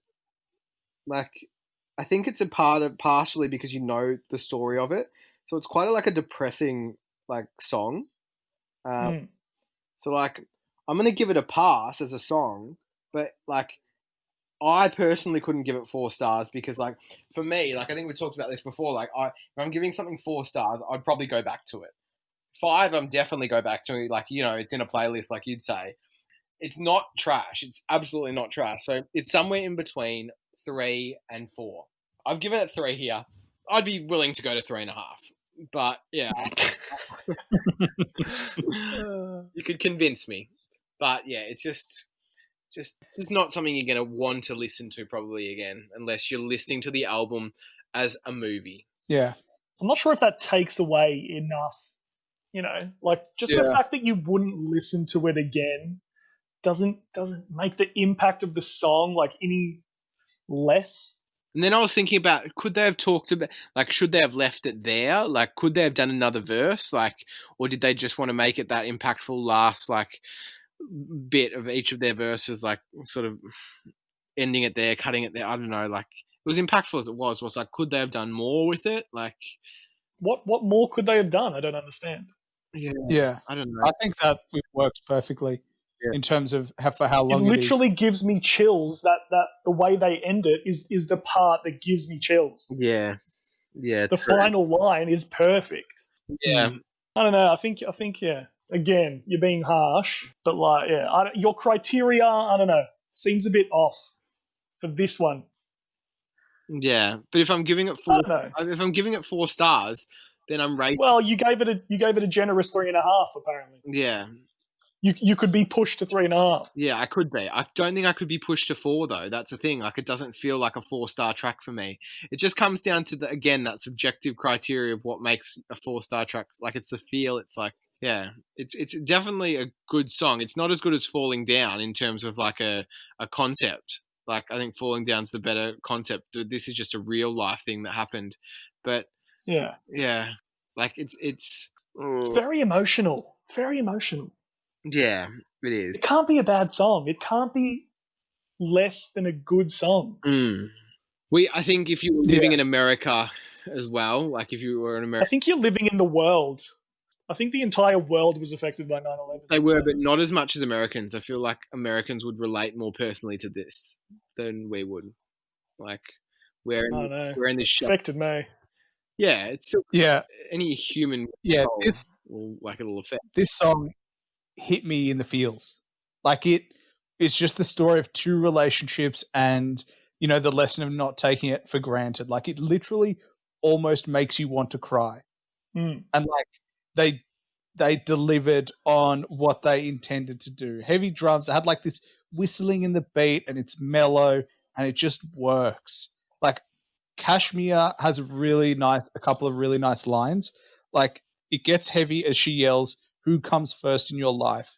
He don't want to be hurting his wife, but he got a flight to catch, so for now he's deserting the fight. Goes for his goodbye kiss, she turns, he takes a cold cheek while she yearns." And it's like just the imagery of going in for the kiss, and like, he has to go to work in his mind. Like, he has to provide food on the table, and like this kind of tough choice that people make sacrifices for time with their family for providing. That's just really sad. But Deacon's verse hit me because it was about brothers, and it just kind of just made me think of if my relationship with my brothers was like the one in this track, where it was like, I wanted to do better. I was in and out of jail. Like, I just was envious of my brother, all this stuff in the track. And then they make up. He was like, his money was froze, too broke to launder his clothes. Old bro was understanding though, expressing sorrow. Said he would hit the first flight out tomorrow. The relationship they still had was that he would drop everything and fly tomorrow. Yeah, like the little brother was just, being a little shit for their entire, growing up together. He did not appreciate what his brother did for him, and his older brother was always there, always was willing to look on the, the positives, and then he forgives him in the end and goes to visit him, and that is the day that he dies. Oh, God. Yeah, and just the plan that they were going to drive back together and be brothers for real, and they never got that, and that is so sad. And I agree that replayability doesn't hit because it is really sad, but everything else is really good, and for that I also give it 4 stars because like delivery on this is really nice. I think the beat works for the track. you have to be in a particular mindset for this, like ready for it. But I think that just this imagery and the story and the relationships were explored really well here. And therefore 4 stars. See, and that's the thing. Like, Matt, are you saying replayability is worth 2 stars? But like, I could say the same to you boys. Well, if it's so good, why haven't you given it 5 stars? Because of replayability. We both said it doesn't have the replayability, so we downgraded it 1. You've downgraded it 2. No, but like, I've downgraded it 2, not just for replayability. I just feel like I didn't feel like I feel like there could have been something else with it. Like, I don't know, there's just something missing for me. Like, I got it at the end, like what they were talking about, and I thought, yes, it was a good, like it was a powerful finish to the verse. But I'm like, could it have been more? Like you even said, it couldn't have been any more. It could not have been any more. You didn't even realise on the first listen that there was talking about 9/11. Well, that's not giving much credit to the purpose of this song, I think, because their intention was for it to be about 9/11. So it's like it wasn't very clear, or wasn't clear enough for you in the first listen. Nah, it's a twist. Like it's like, you know, it's about these relationships, and then it adds this depth of meaning that, like, literally, you know, these relationships were struggling, and they never got the chance to patch it up because they'd left on bad terms. And that, you know, you could almost say this song surprised you with like 9/11 as the same way the actual incident surprised everybody. Yeah, it came out of nowhere. So, like, it would have been as good if they talked about 9/11 throughout it. It doesn't have the same impact at the end. Yeah. Matt, are you saying the first verse you just didn't understand that it was about 9/11 even after the verse was over? Yes, that's it, the first verse. Yeah, which is not a problem with the song, and I had a problem with that too if I hadn't looked it up. That is our ignorance, which it's not the fault of the song. That is the fault of us that we don't know that Flight 11 is very significant. Yeah. To 9/11. And that's got nothing to do with the song. Yeah, and that's what I'm saying. If you were an American, you would know that straight away, so you'd probably rate this higher. Whereas, like, I didn't. No, but I knew it was on 9/11. Yeah. Like, I knew. No, but like, but you're right. Flight 11 is that track. Like, is that flight that, like, you know, is impactful. And for the mellow, like, it's maybe not as explicit. Like, they didn't actively go, this is 9/11, but I think they did it well enough. I don't think they did it perfectly. But if they did it perfectly, then 5-star it. No, because we've said replayability. Yeah, but Aaron argued the same about replayability for Falling Down. Yeah, and he takes a couple of stars off. But like, but I also took stars off because I didn't like the second beats. He gave it 3 stars, like you're doing now. That's what I have the issue with. I see. But you're not rating it 5 stars. I'm only giving it 1 or half a less star than you. Yeah, and I just don't understand, other than the replayability, what's wrong with the song. Such an emotional, deep, impactful song. Yeah. I need to listen to it. I'll re-listen. We'll report back. We'll reassess. Yeah. Next week we'll have a whole podcast about this song. Yeah, that's right. I'll reference that at the start of this podcast. I'll say, yeah, no, I fucked up. I did my boys dirty. Yeah. Okay. I think we can move on, Aaron. Do your shitty transition. Well, I'm just going to transition it. Yeah, do it. Give it your best shot. Track 15, Dying Nation. He's done it. Is that all you got? He's done it. That was he didn't do anything. Yeah, when you say, hey, Aaron, do your shitty transition, and then you set me up for failure, I'm not even going to play that game with you. That's the challenge. You need to be up for the challenge. Yeah. The challenge, I'm going to give you a challenge. Just be nice. I think don't disagree with me, and I'll be nice. I think what happened to a bit of positivity? No. What happened to a bit of appreciation, Aaron? What happened to a bit of appreciation? I appreciate the song, not your attitude. All right, track 15, Dying Nation. What a hilarious intro from George W. Bush. W. Yeah. How good is it? So That's funny. actually what he said in a press conference. Yeah. That quote just will never not be funny. I've heard it 100 times and it will never not be funny. Yeah. Yeah. But he has so many funny quotes. Yeah. Like, it's impressive to me that someone so dumb, like with the inability to speak, literally ran a country. Yeah, but yet we thought he was dumb, and now look what they've got. Yeah, he seems to be a lot better than what they've got now. Yeah. Instrumental's good. It's got my combo that I like. The drums and keyboards, always a winner. The political preaching side of the CunninLynguists I haven't heard yet, so this was really cool. It was something fresh and new to hear. It's actually scary how the content they're talking about is still so relevant today.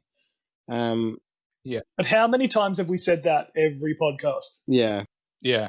We say it all the time. Yeah. I guess it shows our ignorance. No, in life. It shows that America never changes. That's what it shows. Yeah. No, but we're surprised by it, in a way. I'm not surprised by it. I'm upset by it. Well, as we all should be upset by it, but people have been talking about this for so long and literally nothing changes. Yeah, but it's like banging your head against a brick wall. I feel it's doing nothing. The hook's okay. You guys might like it more than me, but I thought it was okay. This is where I started to touch on the scratching effect in their hooks. On the very second last song, you have an issue. It struck me. I was like, this is like a theme throughout the album. Is this something that I want to hear? And I was like, I'm not saying it was bad. I'm just questioning. I was like, is this good? Does it lose its effect if it's done so frequently? Or is that just the theme of this album? Have they used this on other albums? Do they use this in all of their hooks or a lot of their hooks? I'm not sure. Because I like the scratching effect on certain songs, but yeah, I'm just I don't know. And then I thought, well, they've sampled a lot of hooks, and you said before, Dane, that you like that. Just give me sampled hooks. And I'm like, I love it. I'm like, yeah, I get that. There are definitely some really good, soulful songs that they, why reinvent the wheel if it's already been done, and if it ain't broke, don't fix it, sort of thing. But then I'm like, maybe it would be nice to hear them do a few more of their own hooks. Are they capable of doing their own hooks, and doing them well? Because that's what I think sets some rappers apart from each other. Because it's as the great man 50 Cent said, you can be a rapper, but can you make a song? Can you craft a catchy hook? Can you deliver that hook? I don't know. This is just questions I'm posing to the CunninLynguists. Yeah. Can I answer? Can I answer for this? In a moment. So I was just that's another thing. My favorite lyrics are Knows when he says, "Somebody dial 911. It's mass confusion, mass contusions. At last we losing Uncle Sam to a massive tumors." Yeah. And that's the rumor. At least it's soon to be seen if it's true that the beast is soon to decease. That is just bars, and that's his opening lines too. He comes in real strong. He does come in very strong. Yeah, so that was really good. This is a 4-star track for me. This is a very good track. I would listen to this again. Fair. Mate, I feel like you were expecting me to start barking at you. How dare you? Yeah, we're just waiting. No one's speaking. We're just waiting for you. Yeah. It's fair. This is another one of those political type songs that, was relevant in 2003 and is still relevant 17 years later. So, but that happens all the time. Mr. SOS is the first to speak out, and he says that America is using freedom and entertainment just to keep us sedated. But remember what the Declaration of Independence stated? All men are equal, and that's the way they're created. But when that was written, black and white people were segregated. So that's just the truth, and that's just It's a great line that calls out the hypocrisy of it all. Like they're a bunch of hypocrites, and they always have been. Then you got Deacon with what I think is the most devastating line of the song, where he goes, "Babies having babies in the hood I grew up in. Hands are too small for the guns that they be busting." That's deep. That is, like, kids shouldn't have to live that kind of life. Kids should be allowed to be kids. It's just so sad when you hear shit like that. It would be amazing to live in a world where songs like this were just no longer relevant, but I don't see that ever happening, to be honest. Like, we're just going to continue to get songs like this, and we're going to talk about it every podcast, and human beings are going to continue to be shit. And that's just what's going to happen. Anyway, I like this song a lot, but then again, this is the type of subject matter that heaps of different rappers and groups have touched on over the years, and Dying Nation just probably doesn't do enough to stand out from the crowd. It's just another one of those political songs, and great content and all that, and I still really like it. I'm going to give it 4.5 stars. It's not going to reach that 5 for me, but 4.5. Yeah, I think when you say, how there are so many songs like this, it just shows how many people are talking about this. And we've already broached this subject on almost every single podcast that we've done about, violence perpetrated against African Americans and minorities. And it's just nuts. But that line you had, Danny, was really good. I also had as one of my memorables was kids like, why should I think about college when this hood situation is holding me hostage? And even if I fought and bought the knowledge, I'd probably get shot 41 times by a cop over my wallet. Even if you make it out of the hood, even if you make it out of this awful situation, you still have this fear that you're going to get pulled over and get shot by a police officer just because of the way you look. Yep. And that is still crazy. And we've had, this about George Floyd being killed and all these murders, and it's just coming to light how prevalent it really is. Yeah. And that is really sad. And it surprises me still. Mm-hmm. It surprises me because it shouldn't be a problem, and it still is. And just people just cannot seem to get along with one another and cannot see as our differences being good. It's good that there are different people in the world. That's a nice thing. We shouldn't kill each other over it. I love that we all get to experience different cultures and speak to different people and look different. That's the best part of being human. If we all look the same, how boring would that be? Yeah. I also like the end where he's talking about the president, the president hooked on phonics and cocaine, product of old age and Alzheimer's disease, medical bills raised from all types of fees, looks to the American people to show love, but his social security ran out, pull the plug. And another interesting thing is it seems as though Americans are really against universal healthcare, and you need money to get healthcare, which is so weird to me. I think people should have the right to, be able to looked after by the system in a way. Yeah. And it's just strange, but it's even weirder now that right now, they were talking about George W. Bush, they have an older president than then. How old is Donald Trump? He's 73 or something. Isn't he the oldest president that's ever? Ever. Yeah. And he's running against, what's his face? Biden? Yeah, Joe Biden, who's also in his 70s. Yeah. Old white dudes. I don't understand. Why do you need 70-plus-year-old to run the show? Yeah.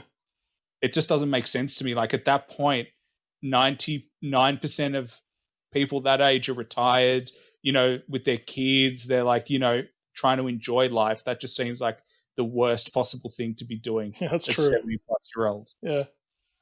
Like, what's the retirement age? I think it's like 66. Yeah. So they're in their 70s, way past retirement age. So, yeah, doesn't make sense. But I also gave this 4.5 stars. I don't think that just because we've heard this type of song before, you're right, Danny, we've heard this type of song before. It's delivered in a really good way, and there are some really meaningful lines, but there are lots of songs like this. And because of that, it doesn't stand out that much.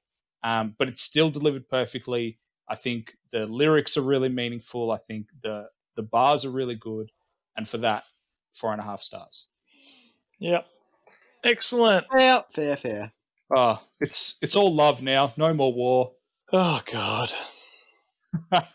Track 16, War. Now, can I just say that on Apple Music, it's really strange because this is split up into War and another track, Karma. But how it's positioned on the deluxe edition of this album, which is the only edition you can get on Apple Music, is Karma and Spotify. And Spotify. Karma comes only at the very, very end after all the instrumentals. So the actual album, the deluxe album that I have access to on Apple Music, and obviously Aaron has on Spotify, is 30 tracks long. It goes for an hour and 48 minutes. So like all the What? Yeah. What are you talking about? It has instrumental. So what it's done, it has from track 1 to 16, it finishes on War, and then it has from 17 to 29 are just all the instrumentals. And then track 30 is Karma, which is the back end of War. That's really stupid then. That is really stupid. Well, I just have the album version from back in the day, and it's War is one song, which includes Karma, but it's just called War. Yeah. Yeah, so it's weird in that sense. So if anyone's confused why we're going to talk about lyrics, that's why. So you've got to combine track 16, War, with the track 30, Karma, and they fit into one track. Yeah. But Danny, this is your album. Do you want to finish this bad boy off? Might as well. Let's go. Let's go. Let's go. Do you think there's going to be a let's go at the end of this? We'll have to wait and see. No spoilers alert. Wait, just predict, mate. Predict. I predict this is going to be a 6-star song for you. Yeah. I think, Danny, you're going to give it 5 stars. Okay. Well, no, I'm going to say 4.5. I've changed my mind. 4.5. If he gives it anything less than 6, I'm leaving. I'm not interested. That'll be good. It'll be the end of the podcast. Oh, God. This will be interesting, then. Well, just like the intro felt like the opening credits, this definitely has that end credits energy to it. And yes, when that Prodigy sample kicks in and those church organs hit, I was like, hang on, I don't remember this. Is this about to be a banger? But no, it's not. But god damn, that part of the instrumental with Prodigy and those church organs, that gets me every time. That shit is insane. I need a whole song with verses that centers around that Prodigy sample and those church organs. Like, this was such a tease. Teased me with this one. But just when you thought it was over, you get a little post-credit scene, a little encore by Deacon The Villain to close out the album. And to me, this is the weakest track on the whole album. Shit, no, that's it. See you guys. Really? I'm going home.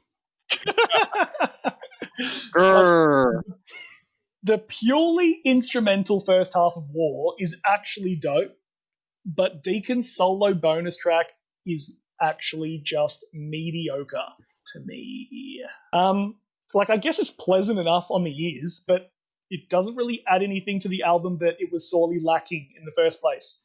To be honest, I actually wish they would have just let the album end immediately after the instrumental.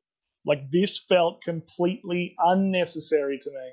And as a result, it turns out to be a relatively weak finish to an otherwise exceptional album, and I'm giving this 3 stars, baby. You've done our dogs dirty. You've done them dirty.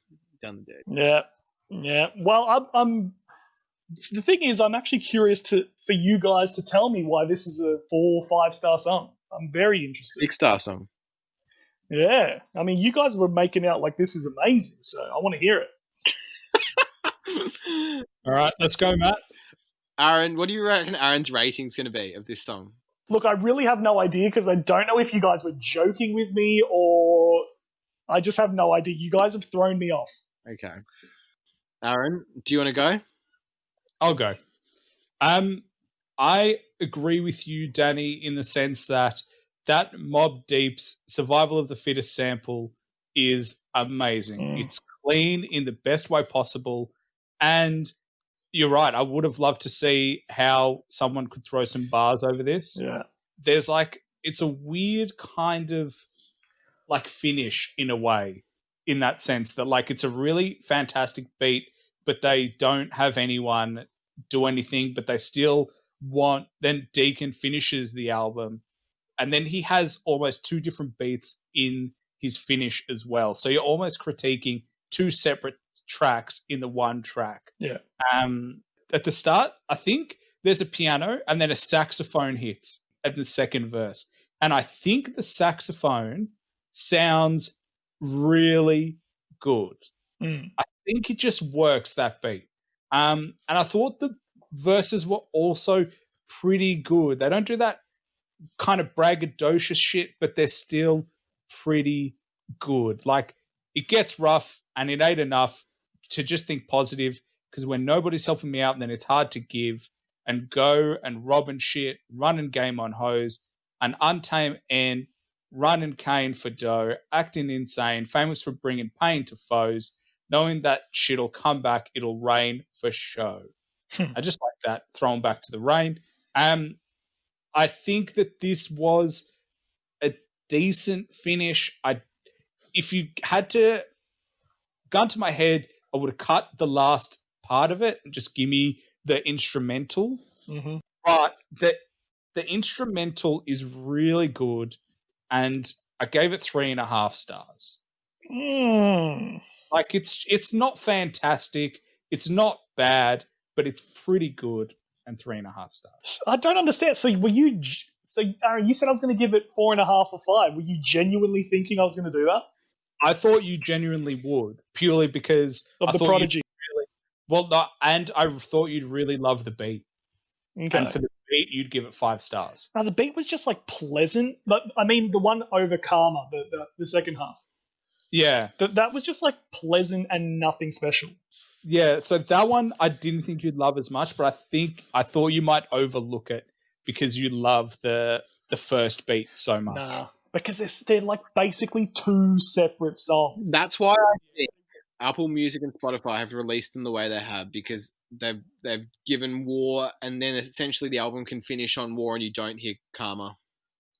Yeah, but Karma should be there. It doesn't make sense that it's not after War. Yeah, I'm pretty sure the reason why CunninLynguists did it back in the day is that it was supposed to be a secret surprise bonus track. You thought it was over, you're getting War, this instrumental, and then suddenly it ends and you get a bonus track. It's ooh, juicy.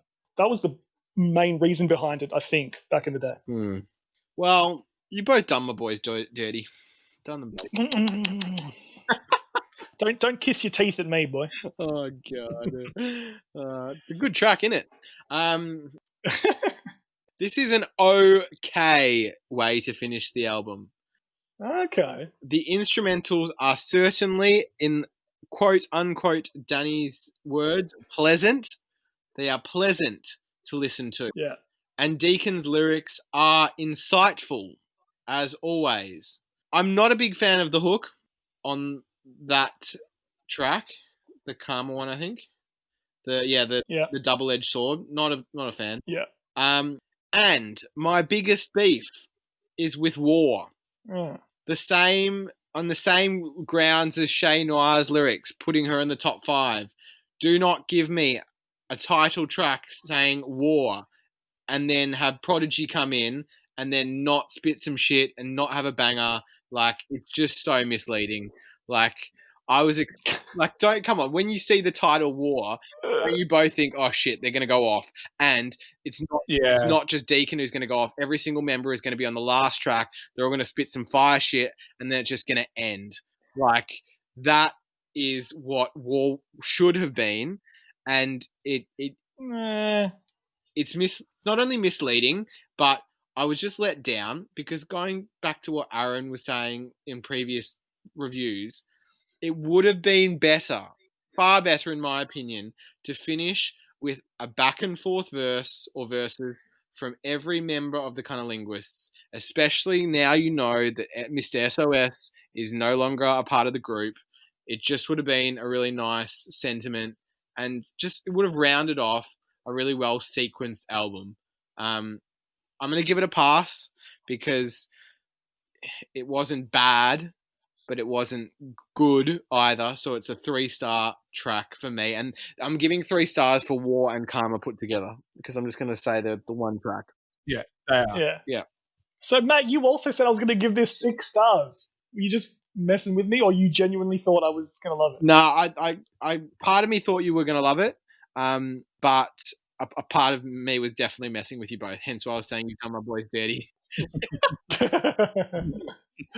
Yeah, like, I don't know. I think like the War instrumental, once you realize that it is like the first time you hear it and you're done with the album and you realize, oh, it's only going to be an instrumental, then it makes perfect sense because it starts with an instrumental and ends with an instrumental. The only part that doesn't work is the bonus track, which I think was just average. Yeah. I think once you know that it's an instrumental, I was absolutely fine with it and I loved it. Yeah, well, call it War. You're projecting so much onto it. Call it War in brackets outro, or call it War instrumental, or call it, I don't know, something else. Yeah, but it's a surprise track, so I understand why they did it in that way. It's a surprise. Yeah. And not the best surprise, but a surprise nonetheless. Yeah. It's like when you sit through a whole Marvel movie credits and then the credits have nothing to do with the next movie. It's just a little joke. It's in the same realm that you're like, I'm a little annoyed, but I hate too much. Yeah, that's a good analogy. I like that. He's done it. We've bloody done it once again. We got it. We got all the way through. There was a little bit of precarious time in track 11 falling down. Yeah, got a bit dicey. Yeah. Edit the meltdown out. Who wants to sum this up? Who wants to give their final overall best instrumental, best lyrics, best track? Well, I think Danny needs to go first. Well, I think I would love to go first. Okay. That'd be good. Well, final thoughts. I was just so pleasantly surprised by how good this album was from start to finish. Like, I've always had fond memories of the album, like I said at the start, but I guess I never really sat down and listened to the entire thing properly. Maybe like I was just blinded by my love for Oneirology. But after reviewing Southern Underground for the podcast, I can pretty confidently say that this is now officially my second favorite album by the CunninLynguists, right behind Oneirology. He's done it. It just has everything you could want out of a hip-hop album. It has replayability for days. I listened to this album so many times over the last 2 weeks.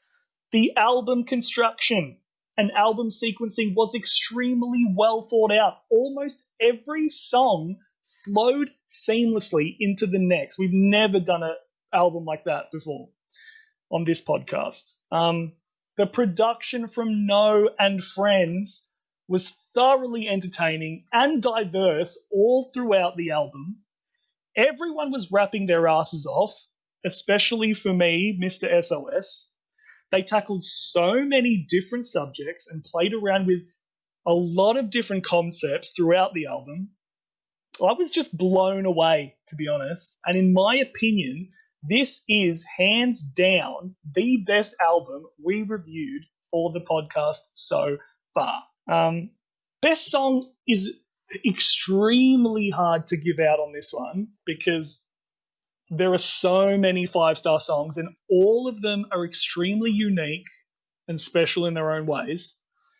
If I have to pick one, and I really was tossing up between Falling Down and Seasons, and I almost want to, go with Falling Down just in spite of you, piece of shit. Yeah, but don't be spiteful, Danny. Yeah, but I'm not. I'm going to go with my heart. I'm going to say Seasons is the best song. It is really the whole package. Concept, lyrics, production, replayability. It has everything in that one song. So Seasons, hands down.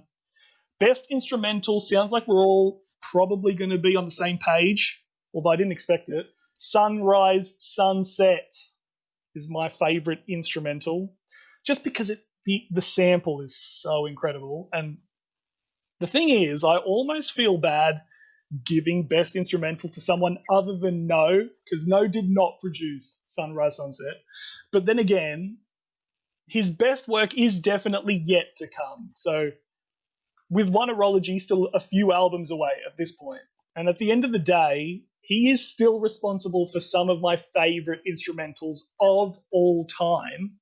So I think I'm okay with giving another producer the Best Instrumental Award for this album. And best lyrics are going to my boy that you did dirty, Tone Deaf.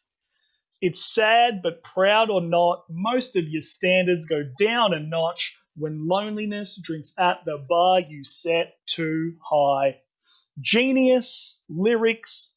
Overall, I'm giving this album 4.5 stars. I want to go higher, but I'm giving it 4.5 stars. Damn. Yeah. Well, I'm gonna let Matt sum it up because he's fantastic at summing things up.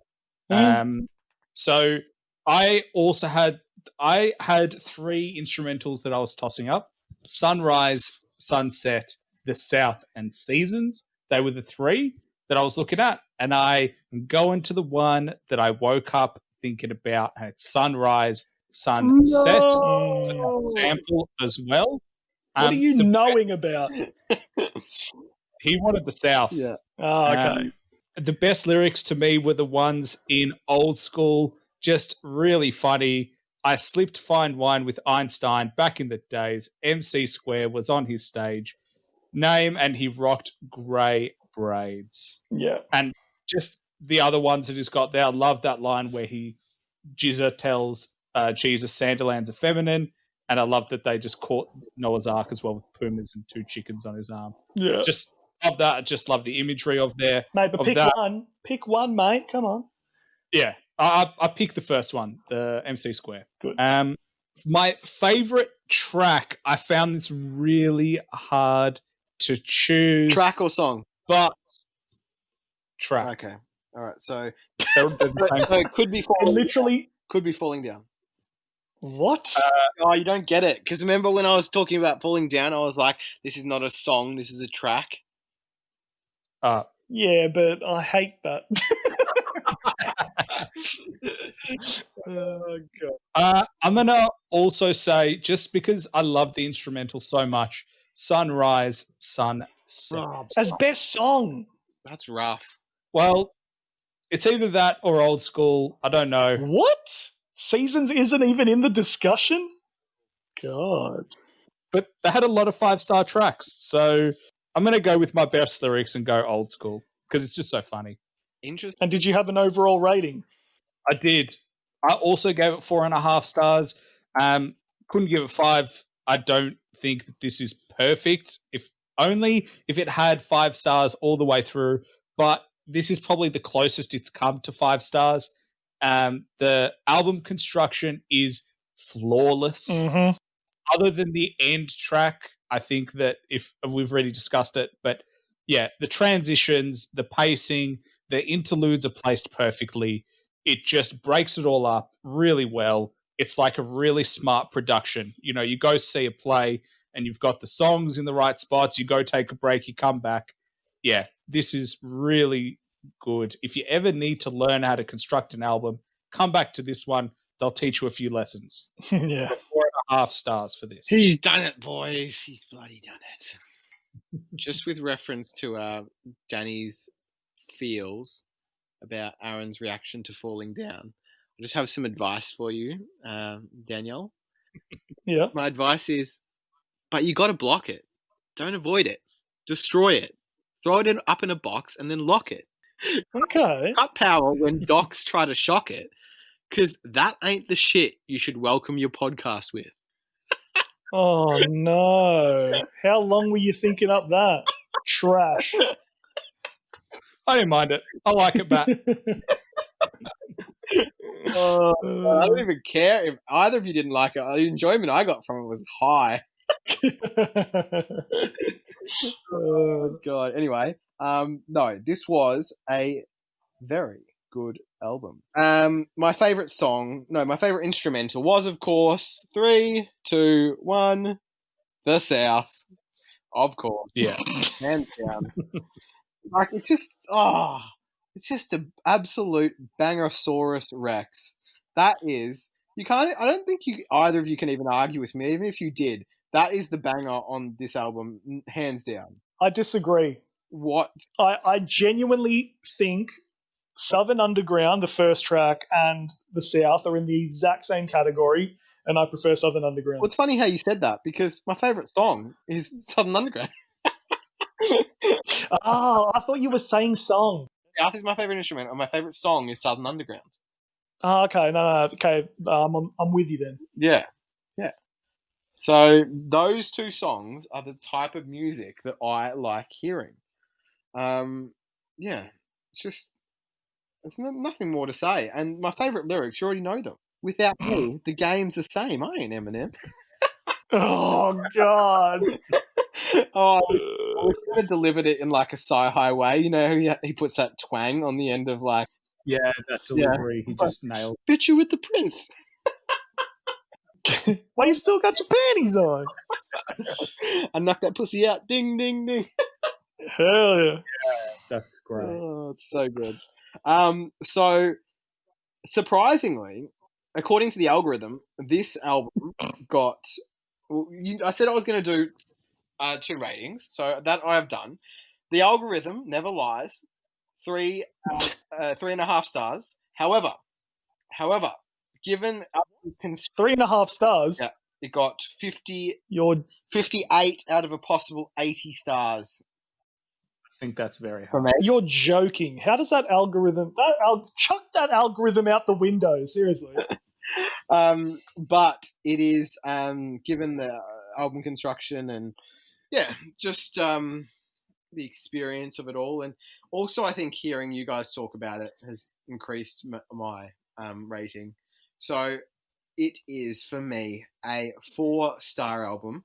The problem that I have with it, of giving it a 4.5-star album, and also the problem I have with Danny saying this is the best album that we've reviewed, like, I disagree based on... I was literally just looking back through my reviews then, and I think the best album that we've reviewed, according to my algorithm as well, is... Which is trash. Which is true, is actually the Flatbush Zombies. And I, reflecting back on that, I would far prefer, far prefer to listen to them than I would these guys. And I think that purely comes down to subjectiveness in sort of like what you prefer to listen to, because I don't know, I'm like, if you gave me 2 options to re-listen to this album or to re-listen to the Flatbush Zombies one that you suggested, I would 110% go Better Off Dead.